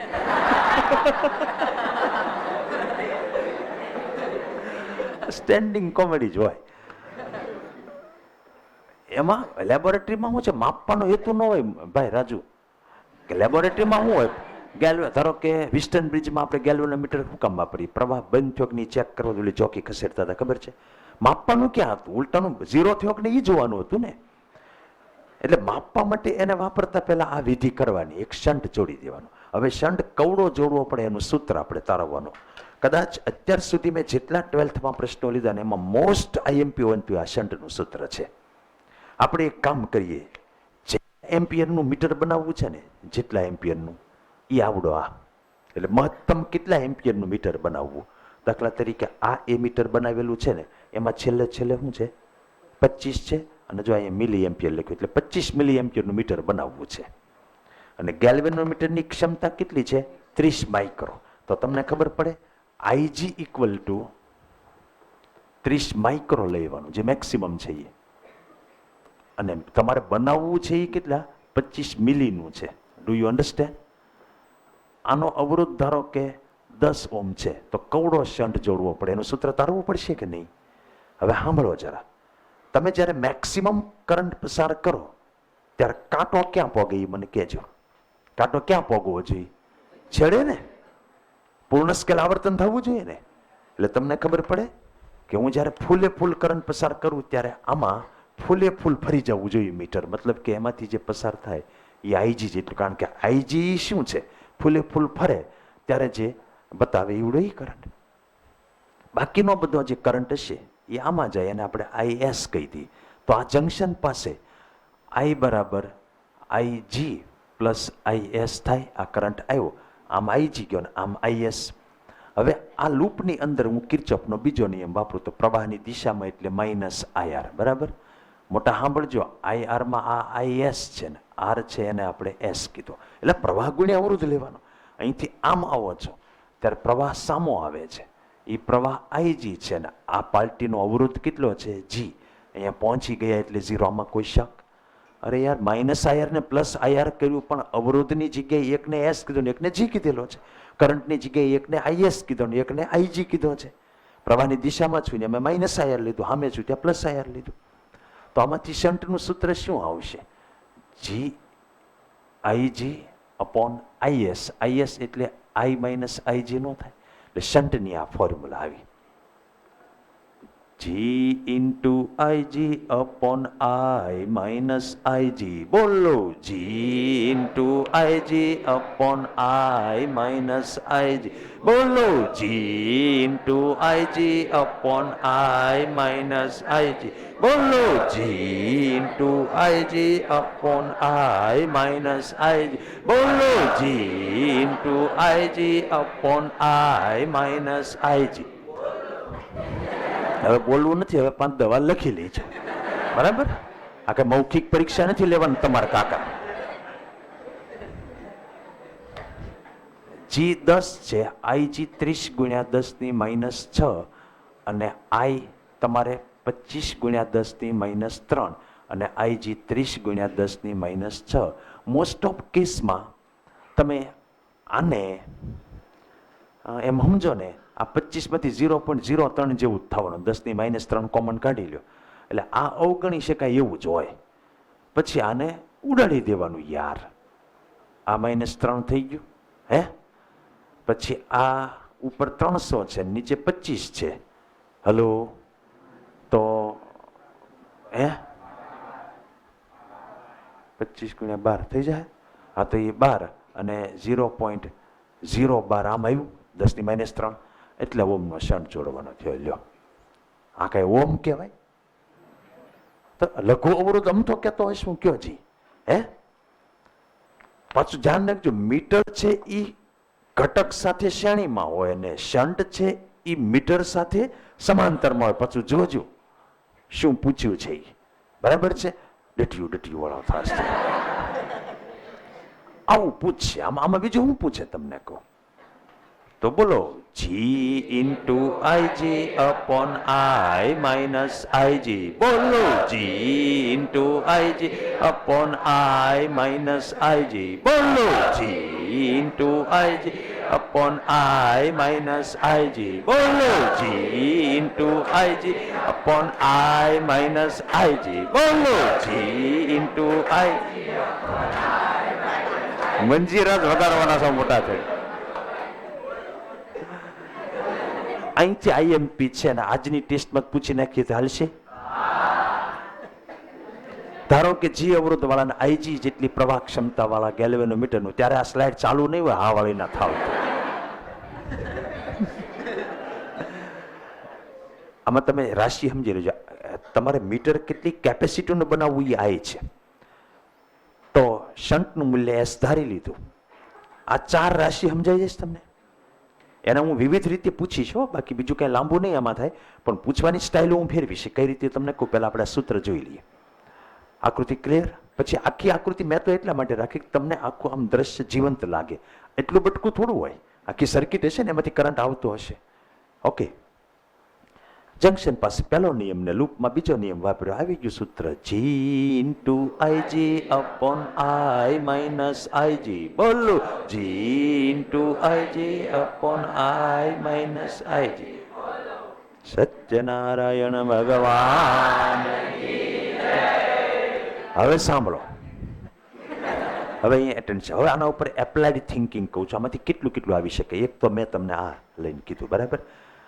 પછી ક્યારેક બેઝિકલી તમે કરો છો શું? ગેલ્વેનોમીટરને એમીટરમાં ફેરવો એટલે માપવાની રાશિ તો એની જ, પ્રવાહ જ માપવાનો છે. પ્રોબ્લેમ શું છે? ગેલ્વેનોમીટર બિચારું નાનું પડે, એની ક્ષમતા નાની છે ને આપણે વ્યવહારમાં મોટા કરંટ વહેતા હોય. એટલે by connecting shunt, what essentially we did is we increase the measuring capacity.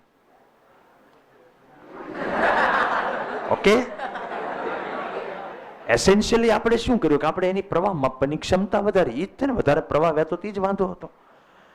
તો તમને કોક એમ કહે આ પ્રવાહ જ માપે છે, આ પ્રવાહ જ માપે છે, આ એમીટર છે, આની પ્રવાહ માપવાની ક્ષમતા વધારી દીધી આપણે.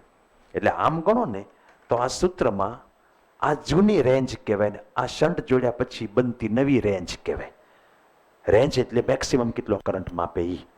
જો ને આ ઈ થયું ને એટલું તો માપી જ શકતો હતો. શન્ટનો ખર્ચો જ હું કામ કર્યો આપણે? વધારે કરંટ માપવા માટે એનો યુઝ કરવો હતો એટલા માટે. તો કાલે ઉઠીને તમને કોઈ એમ ન કે તમારે માપવાની રેન્જ 5 ગણી કરવી હોય તો કવડો શન્ટ જોડવો પડશે. બીજું કઈ કહે જ નહીં. ગેલ્વેનોમીટર એ પ્રવાહ જ માપે છે. 5 ગણો પ્રવાહ માપે એવા એમીટરમાં રૂપાંતર કરવા કવડો શન્ટ જોડવો પડશે. તમારા સૂત્રમાં અહીંયા આગળ 5 Ig લખી નખાય. લે, કેટલા પ્રવાહનું મીટર બનાવવું એ અહીંયા લખવાનું છે. ઓરિજિનલ જે પ્રવાહ માપી શકતું હતું એ Ig છે, એની કરતા 5 ગણું તો 5 Ig મૂકી દો. માની લો કે તમારે રેન્જ n ગણી કરવી હોય તો આ નવી રેન્જ છે, એ જૂની કરતા 5 ગણી તો n Ig થી અહીંયા સમજ પડી કે ન પડી? મોટા તમને આ કઈ ખબર પડી કે નહીં? આવું સૂત્ર આવ્યું યાર. Ig ઉડી ગયો. તો શન્ટનું G/n-1 સૂત્ર છે એ સીધું વાપરી શકાય. કોક એમ કે 5 ગણી રેન્જ કરવા કવડો શન્ટ જોશે, G/4 આવે. 5 ગણી રેન્જ એટલે n ની જગ્યાએ 5 મૂક, 5 માંથી એક બાદ કરતા તો ફાવશે કે નહીં એટલીસ્ટ, બસ તો G/4 થઈ ગયું. રેન્જ 100 ગણી કરવી હોય તો G/99 આવે. એમ કહું રેન્જ ડબલ કરવી હોય તો જવડો G અવડો શન્ટ જોડવો પડે. રેન્જ ડબલ કરવી હોય તો અહીંયા બગડો મૂકો તો G/1 એટલે G જેવડો શન્ટ આવ્યો. અન્ડરસ્ટેન્ડ? અચ્છા, હવે જો આ વાત કહેવાની સ્ટાઇલ જુદી રીતે પણ હોય. તમને કહું કે તમે પહેલાં શન્ટ જોડો નહીં. ધારો કે અહીંથી આમ ખાલી આમ ઊંઘાડી જ રાખો. ધારો કે જોડ્યો નથી અને કાંટો છે એ પૂર્ણ સ્કેલ ફરી જાય. ધારો કે 10 માઇક્રો એમ્પિયર છે એની રેન્જ, બરાબર? હવે તમે શન્ટ જોડો, અડાડો, એ ભેગો એ પૂર્ણ સ્કેલ છે એને બદલે અડધે કાંટો વહી આવે. આનો મિનિંગ સમજજો બરાબર. જ્યારે કાંટો ફૂલ ફરશે ત્યારે આમાંથી પસાર થતો કરંટ છે એ 10 છે, બરાબર? જેવો શન્ટ લગાડ્યો એનું આવર્તન અડધું થઈ ગયું. કરંટ તો 10 જ દાખલ કરેલો છે, એને ક્યાં આપણે અડ્યા જ છીએ. તો શન્ટ લગાડ્યો એ ભેગું આવર્તન અડધું થઈ ગયું. તમને ખબર પડે કે 10 જેટલો કરંટ પાસ થાય ત્યારે આવર્તન અડધું થયું તો હજી 20 સુધીનો કરંટ પાસ થઈ શકશે ને? સમજાય કે નહીં?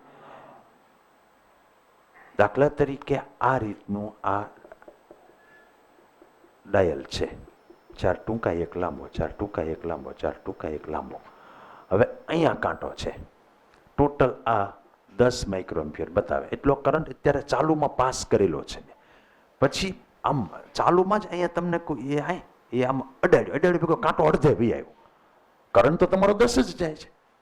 તો 10 વખતે અડધે છે તો આખો ક્યારે થાય? 20. તો તમે રેન્જ એની ડબલ નો કરી નાખી.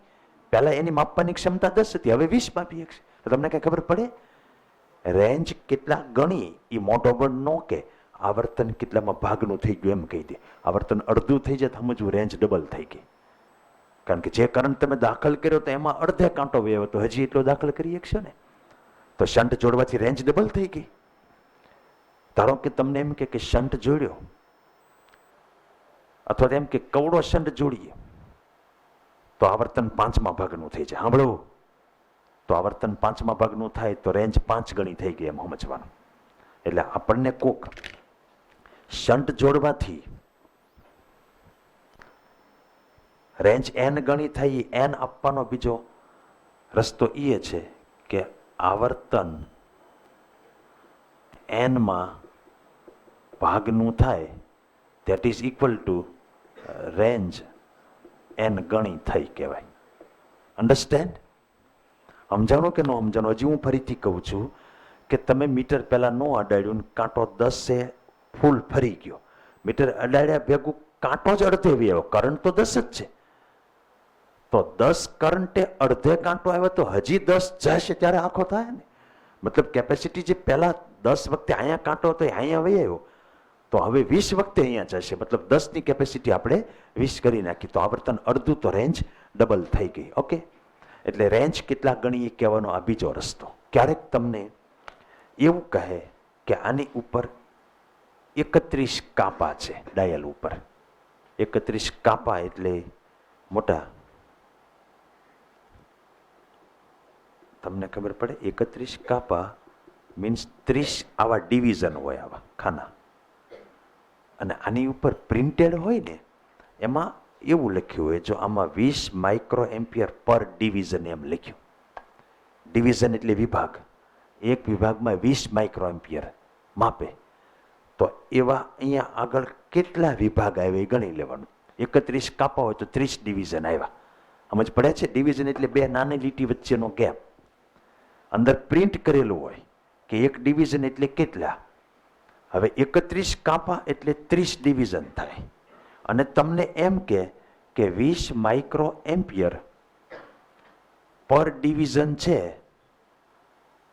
તો 30 ડિવિઝને કેટલા થાય? તો 600 માઇક્રો એમ્પિયર કાંટો અહીંયા પોગે. સમજ પડી કે નહીં? એ તમારો આઈજી થયો. એટલે આઈજી આપવાનો રસ્તો આવો હોય ક્યારેક. આઈજી નો મિનિંગ શું? પૂરેપૂરું ફરી જાય એવડો એ કરંટ. તો પૂરેપૂરું એટલે 30 ડિવિઝન ફરે. આંકડો ન લખેલો હોય અહીંયા, એને બદલે અહીંયા લખેલો હોય કે 20 માઇક્રો એમ્પિયર પર ડિવિઝન. આપણે ડિવિઝન ગણી લેવાના. કાપા 31 તો 30 ડિવિઝન થયા. એક ડિવિઝને 20 તો 30 ડિવિઝને 600 થયા. તો 600 માઇક્રો એમ્પિયર છે. એ વખતે કાંટો અહીંયા આવી આવ્યો, એ તમારો આઈજી થઈ ગયો. હવે એ 30 ને બદલે 15 કાપા થઈ ગયા શન્ટ લગાડવાથી, તો સમજવાનો રેન્જ ડબલ થઈ ગઈ. લે, આવર્તન અડધું જ થયું ને, 30 ને બદલે ઉત્સવ. હલો, હા, અડધું થઈ ગયું. એટલે બધું હું જે કહું છું ને એ તમે સમજો કે આવી રીતે પૂછાશે પ્રશ્ન. આ રેન્જ વાળું એ બધું ક્યારેક તમને એમ કહે કે કુલ કરંટ છે એનો 2% જ આમાં જાય, બાકીનો બધો આમાંથી પસાર થઈ જાય મોટા. તો IG is equal two cool current એટલે આઈ એનો 2% એટલે 2/100 આમ લખી નાખવાનું. તો જે આઈજી તમારો આવતો હોય, બે જગ્યાએ આઈજી આવે સૂત્રમાં, એક અંશમાં આવે ને એક છેદમાં આવે, આમ છે ને સૂત્ર આપણું. તો ત્યાં 2I/100.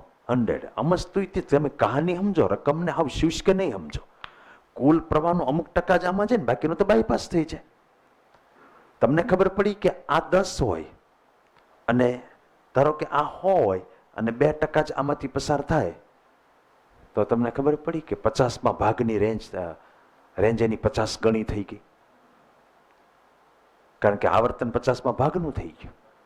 100 ને બદલે 2 એટલે 50મો ભાગ થયો. તો રેન્જ કેટલા ગણી થઈ ગઈ એ ખબર પડે તો સીધો જવાબ આવે શન્ટનો. નહીતર આખું આ સૂત્ર વાપરવું પડે.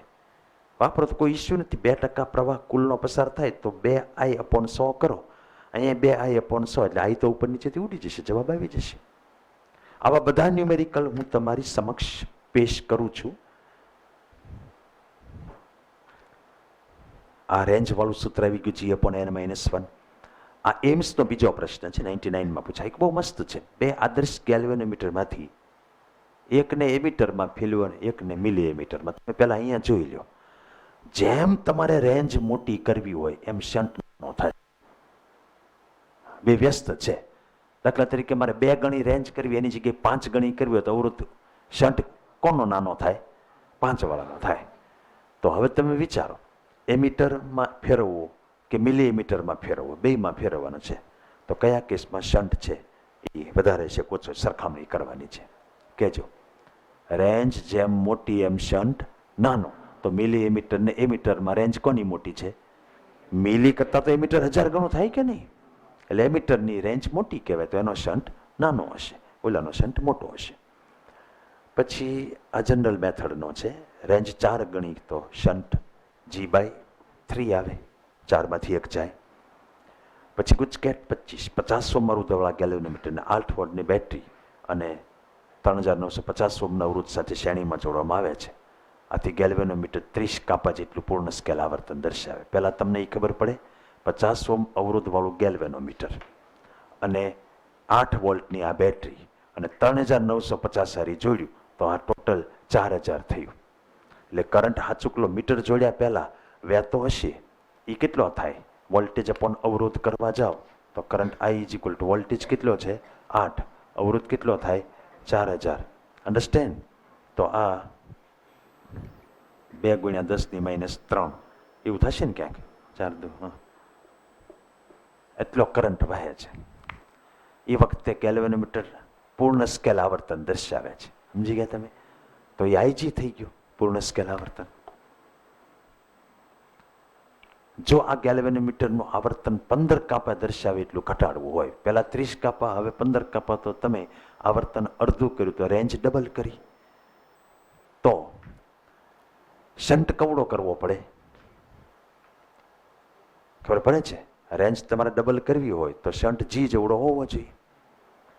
તો તમને આમાં એમ કહેવામાં આવે છે તો શ્રેણી અવરોધનું મૂલ્ય કેટલું રાખવું પડે? આ તો એટલો જ છે. શન્ટ જોડવાને બદલે અવરોધ કેટલો રાખવો પડે એમ કે છે. તો તમારે રેન્જ અને કરંટ ડબલ કરવો હોય તો અવરોધ કેટલો કરવો પડે એ પ્રમાણે તમારે જવાબ આમાંથી દેવો પડશે. આમાં શન્ટ નથી માંગ્યો. શ્રેણી આવર્તન 15 કાપા કરવું છે 30માંથી, મતલબ આવર્તન અડધું કરવું, તો રેન્જ ડબલ કરવી છે. તો એની સામે શ્રેણી અવરોધ કેટલો કરવો પડે એમ કહેવામાં આવે. 3950 છે, એને બદલે અત્યારે બેયનો ટોટલ થઈને છે એ 4000 થાય, એ તમારે 8000 ટોટલ કરી નાખવો પડે. ટોટલ 8000 તમે કરી નાખો તો 50 તો આનો છે, એટલે અહીંયા કેટલો રાખવો પડે? 7950. બોર્ડનો આ એક છે ત્રીજો. 1 એમ્પિયર પ્રવાહ ક્ષમતાવાળા એમીટરનો અવરોધ 9 ઓહ્મ છે. પ્રવાહ ક્ષમતા 10 કરવી, આમ નામ કરી નાખો ને જવાબ યાર. પ્રવાહ ક્ષમતા 10 ગણી કર્યું તો G/9 આવે. G 9 છે અને બાય 9 કરો તો 1 ઓહમનો શન્ટ આવે. પછી PMT 10 ગેલ્વેનોમીટર ને એમીટર સાથે જોડવા માટે હાલો જવાબ આપો. લઘુ અવરોધ તમારી મારે કંઈક લઘુ અવરોધ તમારો હગો આને લાફા ખાશે. પાછા સમૂહમાં બધા હારો કરે. જો ઓલે 2% વાળો શન્ટ જોડેલા એક ગેલ્વેનોમીટરને પરિપથમાં જોડતા કુલ પ્રવાહનો 2% છે, કુલ આવે એનો 2% ગેલ્વેનોમીટરમાંથી, બાકીનો શન્ટમાંથી. તો શન્ટનું મૂલ્ય શોધો. એ અહીંયા કરી નાખવાનું. અહીંયા IG જ્યાં છે ત્યાં 2I/100 કરી નાખવાનું. Do you understand? 2% એટલે 5% કે તો 5I/100 એટલે આન્સર આવી જશે. ધેન કમ્સ અમુક હોમવર્કમાં જવા દઈએ, સિમ્પલ તો જવા જ દઈશું. આ AIEEE આ એક નોટ પેન કાઢો, ગણો હાલો ફટાફટ. JEE 2016માં પૂછાઈ ગયું. પહેલા સૂત્ર લખો.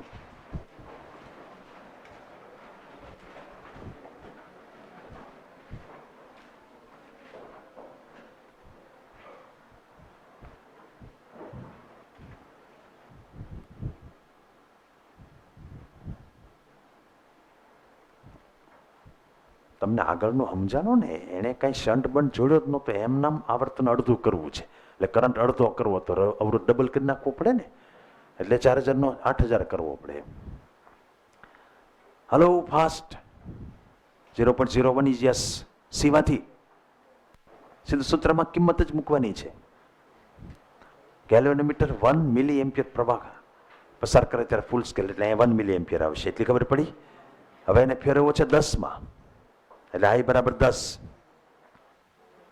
એનો G આપ્યો છે 100 કોઇલનો અવરોધ. ટ્યુનોની અંદર જે કોઇલ હોય એનો અવરોધ ગણવાનો. શન્ટ કવડો જોશે. હાલો આન્સર લાવો ફટાફટ. કેમ નથી આવતો? Okay good. હાલો આગળ. PMT જવા દઉં છું. એમ્સમાં આ 5મો માં 0.03 એમ્પિયર પ્રવાહ નોંધે, એ મહત્તમ 0.03 નોંધે છે. રકમ વાંચો પહેલા. એમ્સનો 5મો પ્રશ્ન. એક ચલિત ગુંચાળાવાળા ગેલ્વેનોમીટરને એમીટરમાં રૂપાંતરિત કર્યું છે. જ્યારે એની સાથે 4R અવરોધવાળો શન્ટ જોડવામાં આવે, અહીંયા શન્ટની જગ્યાએ 4R, એ વખતે મહત્તમ 0.03 એમ્પિયર પ્રવાહ નોંધે છે. મહત્તમ એટલે આ જે નવી રેન્જ થઈ હોય, એટલે GIG/0.03 - IG આવું થયું. પછી જ્યારે આરનો શન્ટ જોડવામાં આવે ત્યારે 0.06 પ્રવાહ નોંધે છે. સાંભળો. તો જ્યારે શન્ટ ન જોડે એ વખતે મહત્તમ કેટલો પ્રવાહ હશે? શન્ટ ન જોડે ત્યારે મહત્તમ હોય એને IG કહેવાય. શન્ટ જોડવાની જે મહત્તમ થાય એ નવી રેન્જ આવે એ થઈ ગઈ. અન્ડરસ્ટેન્ડ? તો બસ આમાંથી પછી તમે રેશિયો લેશો એટલે આન્સર આવશે. આ ગુણોત્તર લઈ લઈએ આપણે, તો GIG તો ઉડી જશે. આ 0.06 - IG અપોન 0.03 - IG.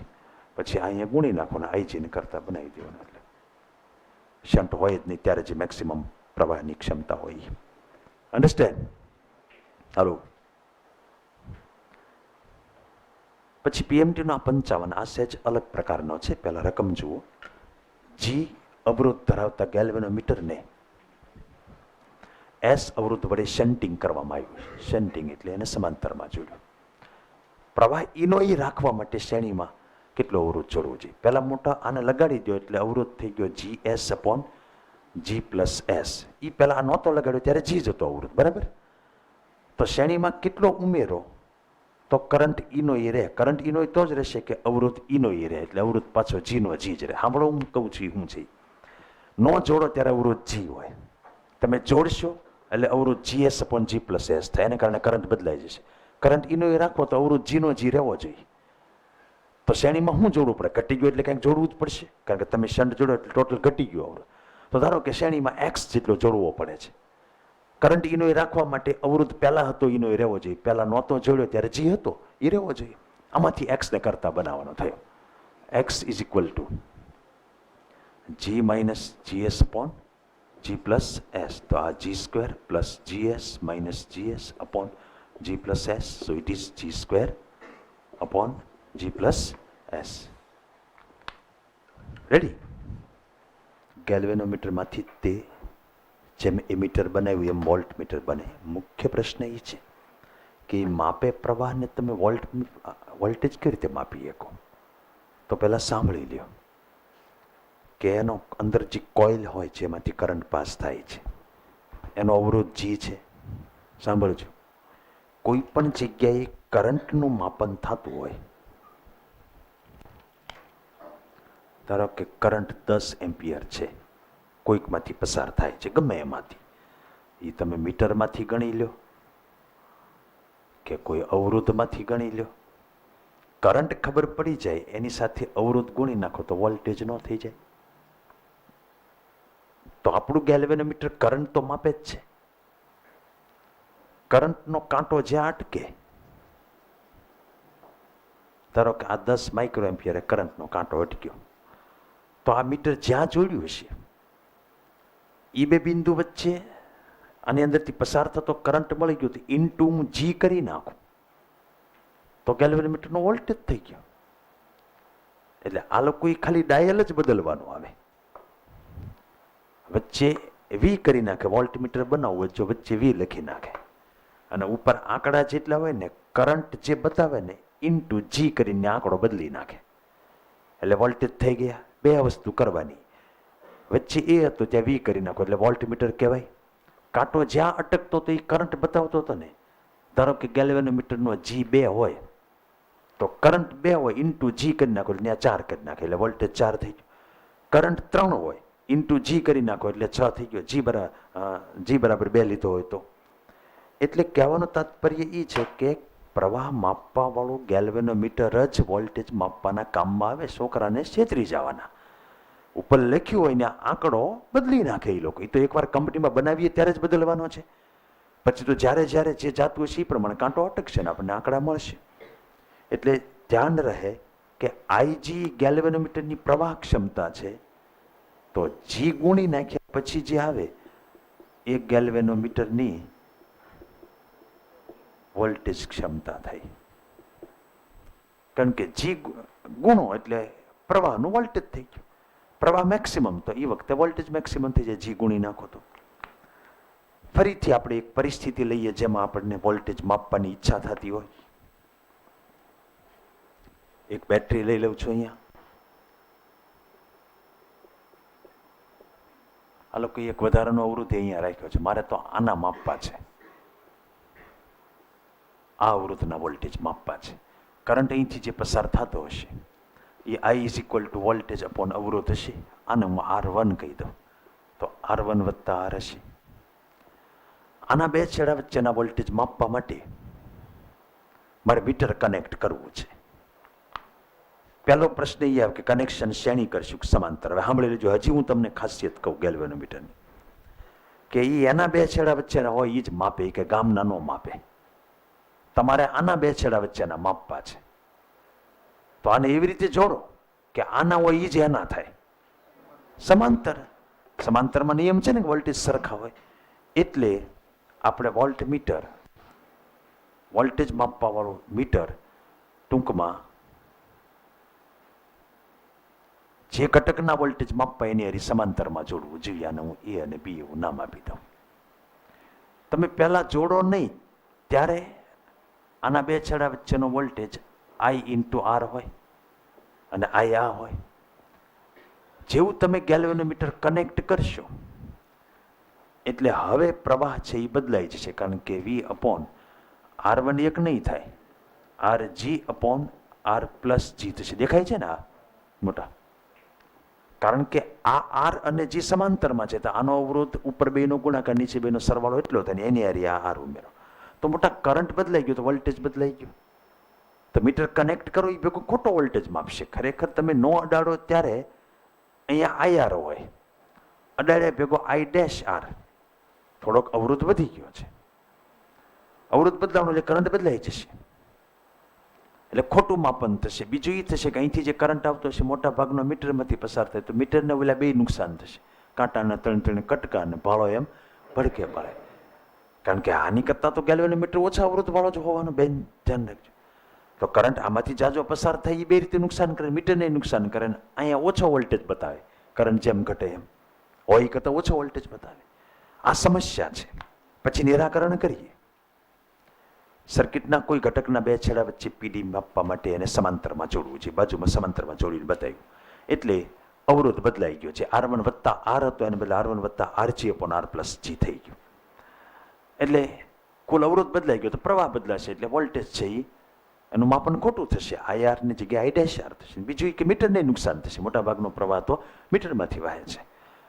આનું નિરાકરણ એ રીતે કરવું છે કે તમે તમારી રીતે વિચાર કરો. જો આમાં જાય જ નહીં કરંટ ને બધું આમાં જ જાય તો કરંટ જળવાઈ રહે. કરંટ જળવાઈ રહે તો વોલ્ટેજ જે હોય એ હાચા નાચા મપાય. બધા પ્રશ્નોનું નિરાકરણ થઈ જાય. આમાં કરંટ જાય નહીં એટલે મીટરને નુકસાની ન થાય. આમાં જાય નહીં એટલે ઓલે પણ ઘટે નહીં. અને તમારે અવરોધની દ્રષ્ટિએ જોવું હોય તો તમે મીટરનો અવરોધ વધારી દો એટલે જી એટલો બધો વધારી દો કે આને અવગણી શકાય. આને અવગણો તો જી ઉડી જાય તો V/R1 વત્તા R પહેલાં હતો એ જ કરંટ રહે એટલે વોલ્ટેજ પહેલાં હતો એનો જ રહેશે. એટલે ગમે એમ કરીને મીટરનો અવરોધ વધારવો છે તો વધારવા માટે શું કરવું પડે? શ્રેણીમાં જોડવું પડે કાંઈક. તો શ્રેણીમાં આપણે મોટા મૂલ્યનો અવરોધ જોડીએ અને RS કહું. શ્રેણી સિરીઝ એટલે RS. હવે આ મીટર થયું. અગેન કહું છું કે પહેલાં ગેલ્વેનોમીટર જે છે એનો એટલો સ્ક્રૂ ખોલી નાખવાનો, આ તળિયું કાઢી લેવાનું, એક તાર લઈ લેવાનો લાંબો અને પાતળો, તો જ અવરોધ વધારે હોય ને.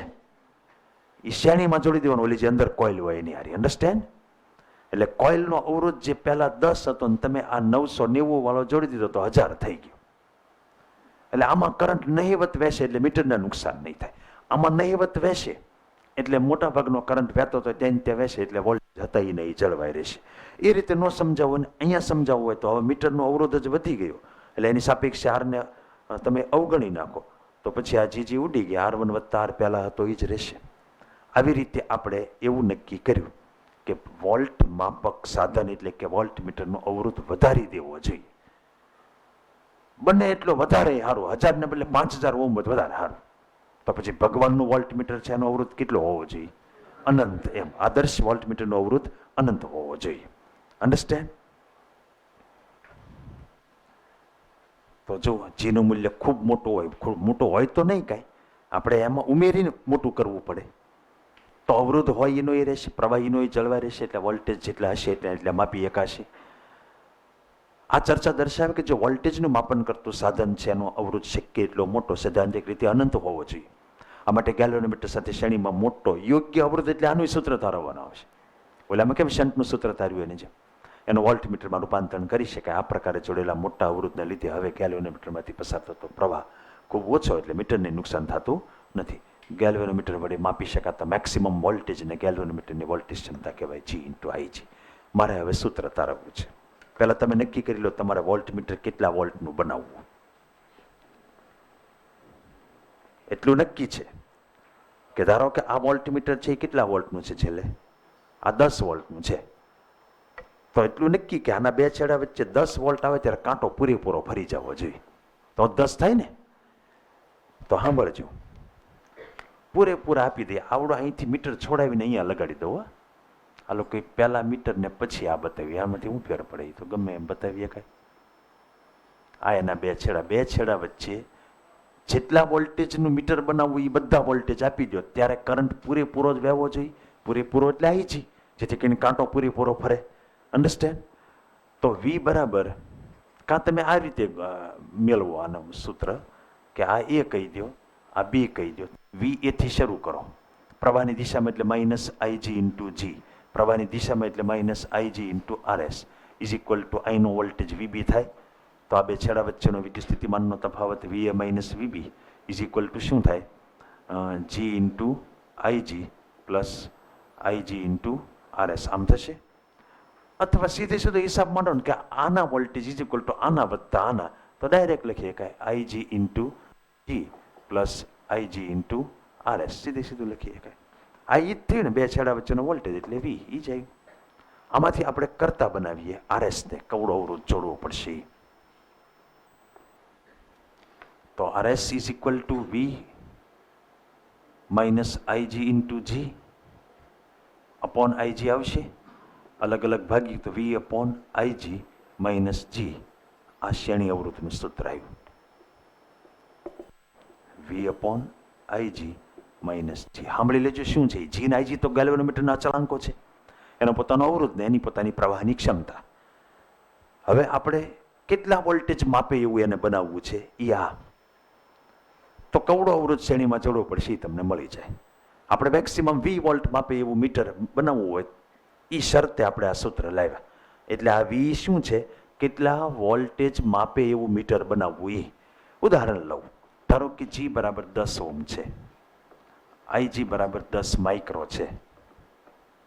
તમારે 2 વોલ્ટ માપે એવા મીટરમાં ફેરવવું છે તો કવડો જોડવો પડે. અન્ડરસ્ટેન્ડ? તો નવી રેન્જ આ થઈ 2 વોલ્ટ માપી. IG છે 10 અને 10 - 6 અને આ 10. તમને ખબર પડે આમાં કેમ મોટો આવે? આ IG નાનો હોય, 10⁻6 ઉપર જાય. હવે તમે વિચાર કરો, એમ 10 ઘાત કાઢી નાખો તો 10⁻5 એટલે આ 2 લાખ થયો. 2 લાખમાંથી 10 કાઢો, કદાચ તમને એમ લાગતું 2 લાખ થોડુંક વધારે કહેવાય, તો 10 કાઢી નાખો તમે તારે. એટલા ઓમનો શ્રેણીમાં જોડવો પડે. Do you understand?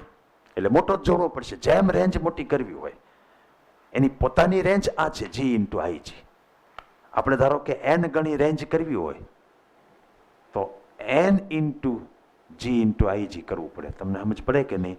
તમે નો અવરોધ જોડો તો પોતે કેટલો વોલ્ટેજ માપીએ કે મેક્સિમમ, તો કે કરંટ IG માપીએ કે એની હારી G ગુણો એટલો વોલ્ટેજ માપીએ કે.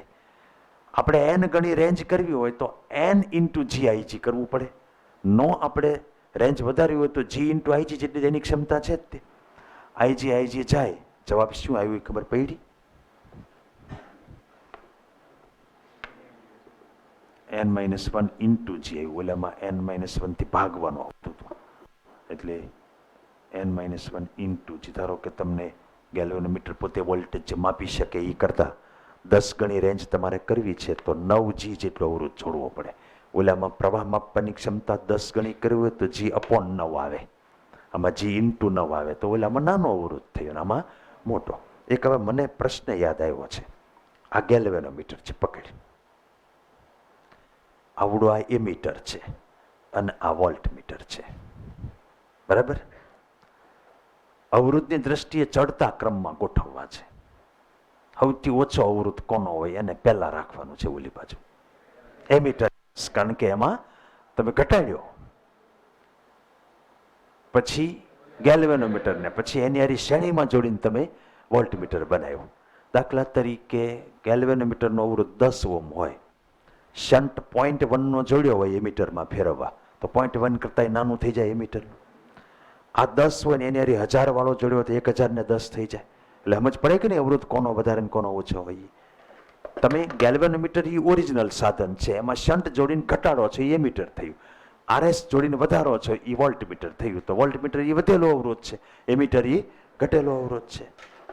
ગુડ. આ પ્રશ્ન પણ મોસ્ટ IMP છે, જોઈ લેજો ખાલી, બીજું એમાં કાંઈ છે નહીં. ખાલી આ સૂત્ર એક લખવાનું છે, ટોટલ વોલ્ટેજ આના વત્તા આના.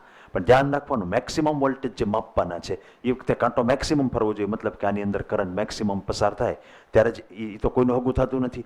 IG પસાર થાય ત્યારે કાંટો છેલ્લે અડે, પછી તો આપણે સ્કેલ બદલી નાખીએ છીએ ઉપર. એ તો IG પસાર થાય ત્યારે જ કાંટો ફૂલ ભરશે એનો. તો પછી રેન્જ n ગણી કરીએ તો n - 1 × G આવે.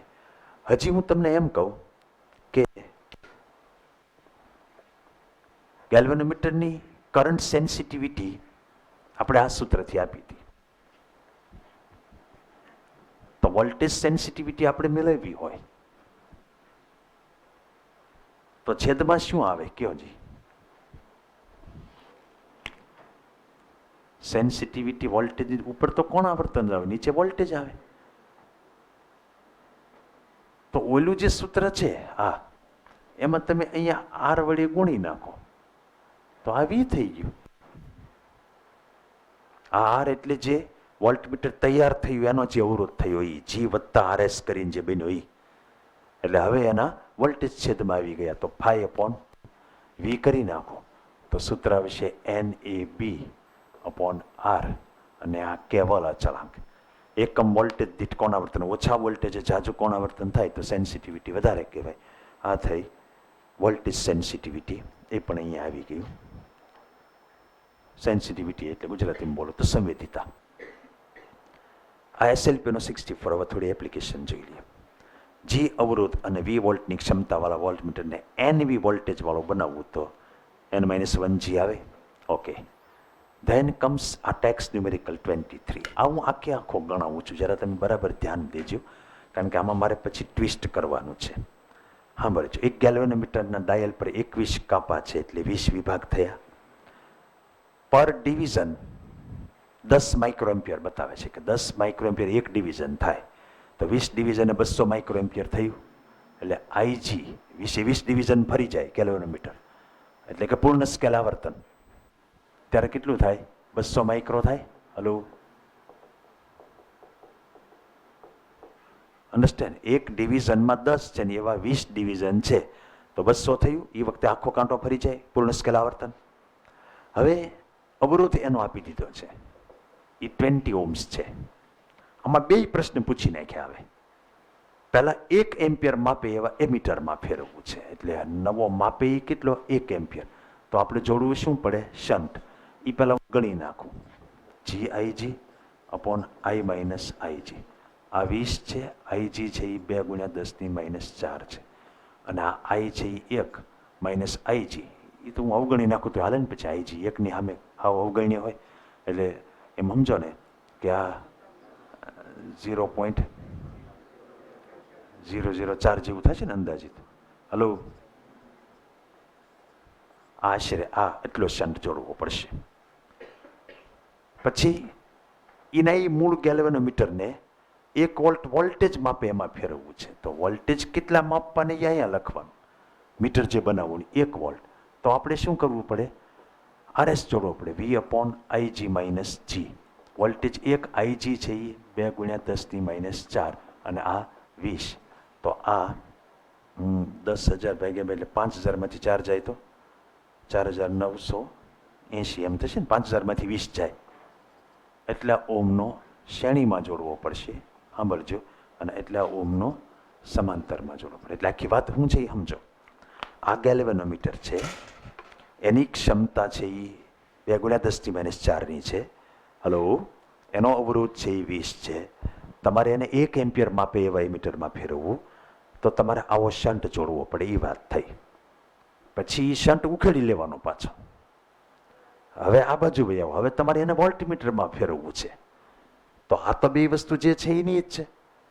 વોલ્ટમીટર કેટલા વોલ્ટનું બનાવવું? 1નું. તો એ 1 અહીંયા મૂકો, બાકીની બે કિંમત મૂકીને તમે જોયું કે હવે અવળો તમારે શ્રેણીમાં જોડવો પડશે, ત્યારે એ વોલ્ટમીટર બનશે. અન્ડરસ્ટેન્ડ? અચ્છા, હારો એણે એમ કીધું કે ઉપરયુક્ત બંને મીટરનો અસરકારક અવરોધ શોધો. તો આ 20ની સાથે તમે એટલો સમાંતરમાં જોડ્યો, તો અસરકારક અવરોધ છે એ GS/G+S થાય.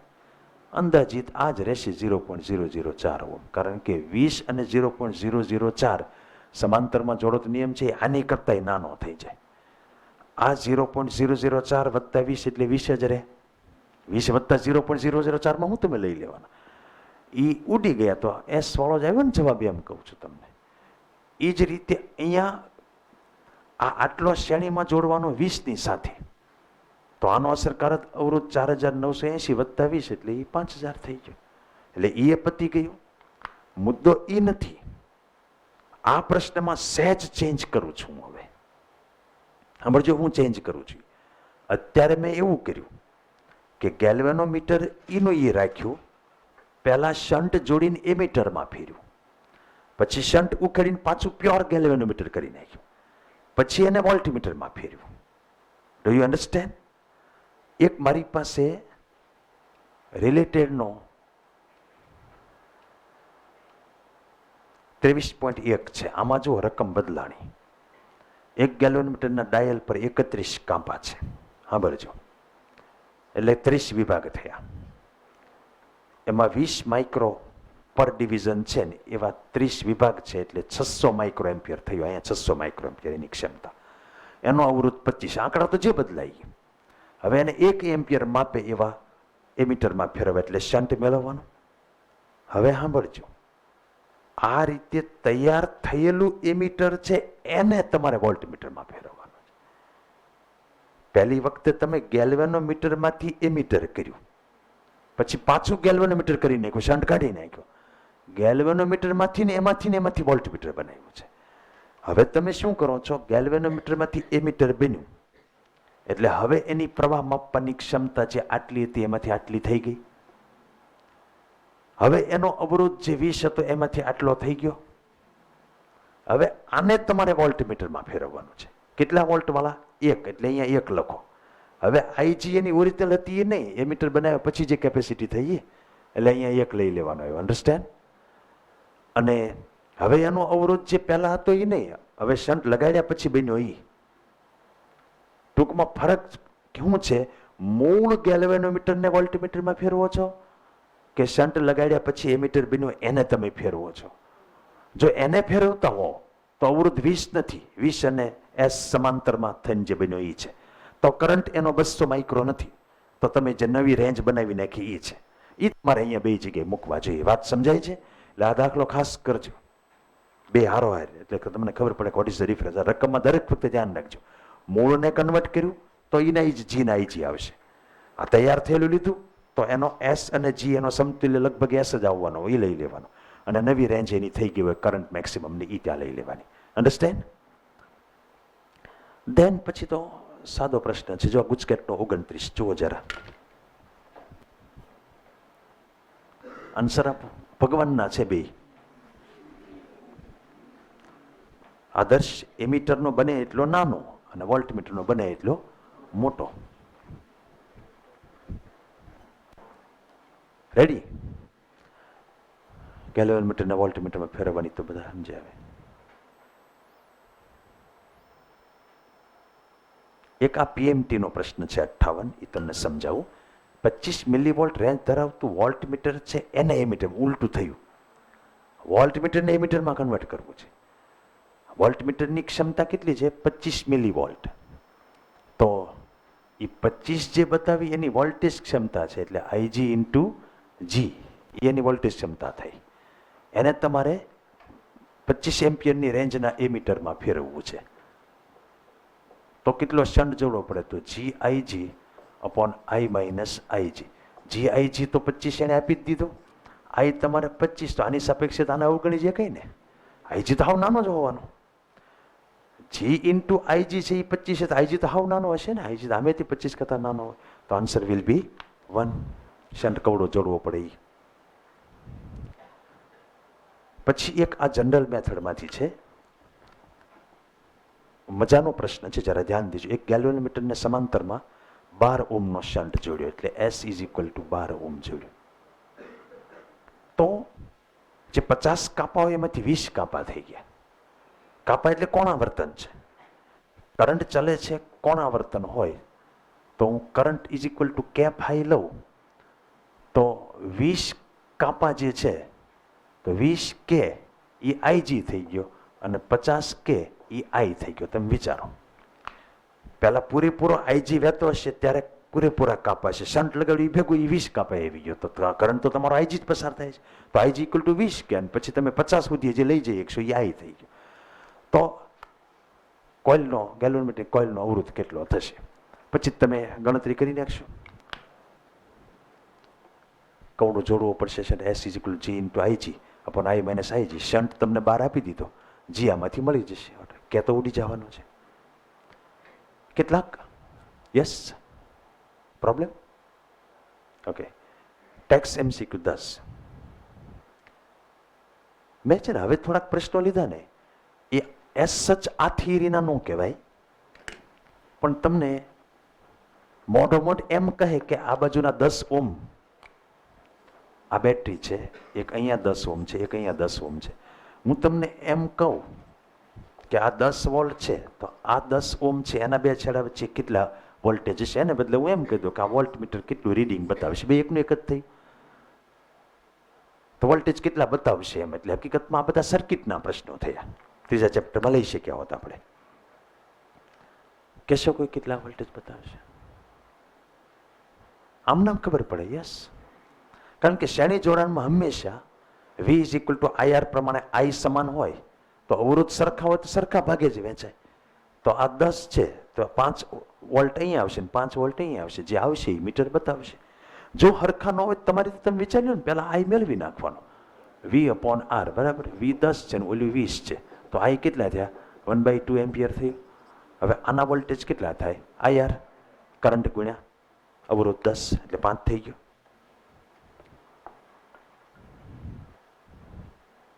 એવા થોડાક રિલેટેડમાં આપ્યા છે. આ એક રિલેટેડ છે 10.3. તમે વિસ્ટન બીચ છે તમને દેખાય છે. હવે જુઓ 10 ને 4 14 છે આ બ્રાન્ચમાં. ઓલામાં 25 ને 3 28 છે. આ બાજુ 4 ને 3 હા 14/7 એટલે 2 આવે. સામે 28/14 છે ન્યાય 2 આવે. એટલે આ અપોન આ ઇઝ ઇક્વલ ટુ આ અપોન આ એટલે થઈ ગયું સંતુલન. એટલે વચ્ચેની બ્રાન્ચ નીકળી જાય. નીચે 42 વોલ્ટનો ડટ્ટો છે. ડટ્ટી નથી, આખો 42 વોલ્ટનો ડટ્ટો છે. હવે સાંભળો, ઉપર 10 ને 4 14 અને 25 ને 3 28 એટલે એ 42 ઓમ થઈ આખી બ્રાન્ચ. તો એ બ્રાન્ચમાંથી કરંટ કેટલો પાસ થતો હશે? 1 એમ્પિયર થયો. વોલ્ટેજ 42 છે, અવરોધ 42 છે. 1 એમ્પિયર કરંટ પાસ થાય તો 4 ઓમનો છે એના વોલ્ટેજ IR કરો તમે. 1 × 4 આવ્યું એટલે 4 આવશે. એ વોલ્ટમીટર બતાવશે. એટલે આમ તો તમને આવડે એવું બધું છે. એક આ PMT નો પ્રશ્ન છે, હું તમને સમજાવું. આ એક, આ બીજું અને આ ત્રીજું, એમ 3 વોલ્ટમીટરો જોડ્યા છે. એ ત્રણેયના અવલોકન આ X બિંદુ અને I બિંદુ એની વચ્ચે તમે કંઈક બેટરી જોડી છે. એ બેટરી આમ તો એને જોડી નથી આપી, કદાચ જોડી દો હાલો.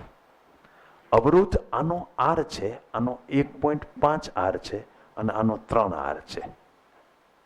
અહીંયા જે કાંઈ વોલ્ટેજ હશે એ આ 2 પોઈન્ટ અને આ 2 પોઈન્ટ વચ્ચે વહેંચાવાના. અહીંયા કંઈ ન વહેંચાવા જાય તો સમાંતર છે, એમાં તો હરખતથી રહેવાના વોલ્ટેજ જે હશે. હવે મુદ્દો એ છે કે આનો અવરોધ R છે તો આ બેનો ટોટલી R જ થાય. ગણો, ઉપર 2 નો ગુણાકાર એટલે 3 દોઢ અને 4.5. નીચે 2 નો સરવાળો 3 + દોઢ એટલે 4.5. એટલે આ 2 પોઈન્ટને હું ધારો કે P અને Q કહેતો હોઉં તો P અને Q વચ્ચે ટોટલ અવરોધ R જ છે. એટલે એ સર્કિટ એઝ ગુડ એઝ આવી છે. આ 2 પોઈન્ટ અને અહીંયા એક અવરોધ R, આનો અવરોધ એ તેમ સમજો ને R છે. તો તમે જે વોલ્ટેજ આપ્યા એ આ 2 વચ્ચે હરખા જ વહેંચાવાના. તો અહીંયા જેટલો વોલ્ટેજ છે એટલો જ અહીંયા હશે. અહીંયા મીન્સ આનો તે એ હશે ને આનો એ જ હશે. તો ત્રણેય મીટરના વોલ્ટેજ સરખા થયા એટલે એ ઓપ્શન આવ્યો. અન્ડરસ્ટેન્ડ? પછી એક SLP 43 છે. પહેલા તમારી રીતે મનમાં વિચારો કે આમાં સર્કિટનું સિમ્પ્લિફિકેશન કેવી રીતે થઈ શકે એમ છે. આકૃતિમાં આ બાજુ 6 અને 3 છે ને એ વચ્ચે જોડાયેલા છે, પણ આ સાઈડ ભેગા જ છે, વચ્ચે કાંઈ નથી. તો સમાંતર જોડાણ થયું. 6 અને 3 સમાંતરમાં હોય તો 2 થાય. 6 તેરી 18 અને 6 3 9. એટલે એકચ્યુઅલ સર્કિટ આવા ટાઈપની થાય. ઉપર 2 છે એ છે જ તે. અહીંયા આગળ આ મીટર છે આપણો, બરાબર. મીટરને હમણાં રહેવા દો, આપણે એમનામ એ શાખામાંથી કરંટ મેળવી લઈએ. તો અહીંયા આગળ એ 2 ઓમનો થયો, અહીંયા 2 ઓમનો થયો અને આ જે છે એ બેટરી છે, એનો આંતરિક અવરોધ છે 0.8 ઓમનો અને આ 14 વોલ્ટની બેટરી છે. આમ થયું. આપણે તો આ શાખાનો કરંટ જોતો છે, ત્યાં મીટર લગાડ્યું એટલે અહીંથી તમને ખબર પડી. અહીંથી જે 2 હતા એ અહીંથી આમ કનેક્ટેડ હતા એટલે સમાંતરમાં એ 2 નો ટોટલ 2 થઈ ગયો. એમ અહીંયા 2 હતા એ તે 3 ને 6 છે એનો ટોટલ 2 થાય. હવે સાદુરૂપ આપો તો આ 2 ને 2 4, એ 4 અને 2 સમાંતરમાં છે એટલે 4 દુ 8/4 ને 2 6 એટલે એ 4/3 આવશે. એ 4/3 જે આવે એની હારી વત્તા 0.8 આવશે. એટલો અવરોધ થયો એટલે તમને ટોટલ કરંટ મળશે 14 અપોન આ 4/3 વત્તા 0.8. એટલો કરંટ ટોટલ અહીંથી નીકળશે. એ કરંટ આમાંથી કેટલો જાય આ મીટર માપશે. તો કરંટના 2 ભાગ પાડવાના છે. ટોટલ કરંટ I હોય તો આમાંથી કેટલો કરંટ પસાર થાય એનું સૂત્ર આપણે આવી ગયું. ટોટલ પ્રવાહ ઇન્ટુ સામેવાળીનો અવરોધ લેવાનો અપોન ટોટલ અવરોધ લેવાનો. યાદ છે તમને? I1 જોતો હોય તો IR2 upon R1 plus R2. અહીંથી કરંટ આ 2 શાખા વચ્ચે વહેંચાય છે. તો તો આનો કરંટ જોતો હોય તો ટોટલ કરંટ જે અહીંયા મળવાનો છે ઇન્ટુ સામેવાળી શાખાનો અવરોધ અપોન ટોટલ અવરોધ, એટલે આ 4 અને વત્તા ઓલ્યો 2, એમ કરીને જવાબ તમે મેળવજો. આ એટલે કયો ટોટલ જે બેટરીમાંથી નીકળે એ. તો આ શાખામાંથી જેટલો કરંટ છે આ મીટર બતાવશે. અન્ડરસ્ટેન્ડ? SLP નો છે એટલે આપણે એને બોર્ડની જેમ પણ સમજવો પડશે. ઓકે.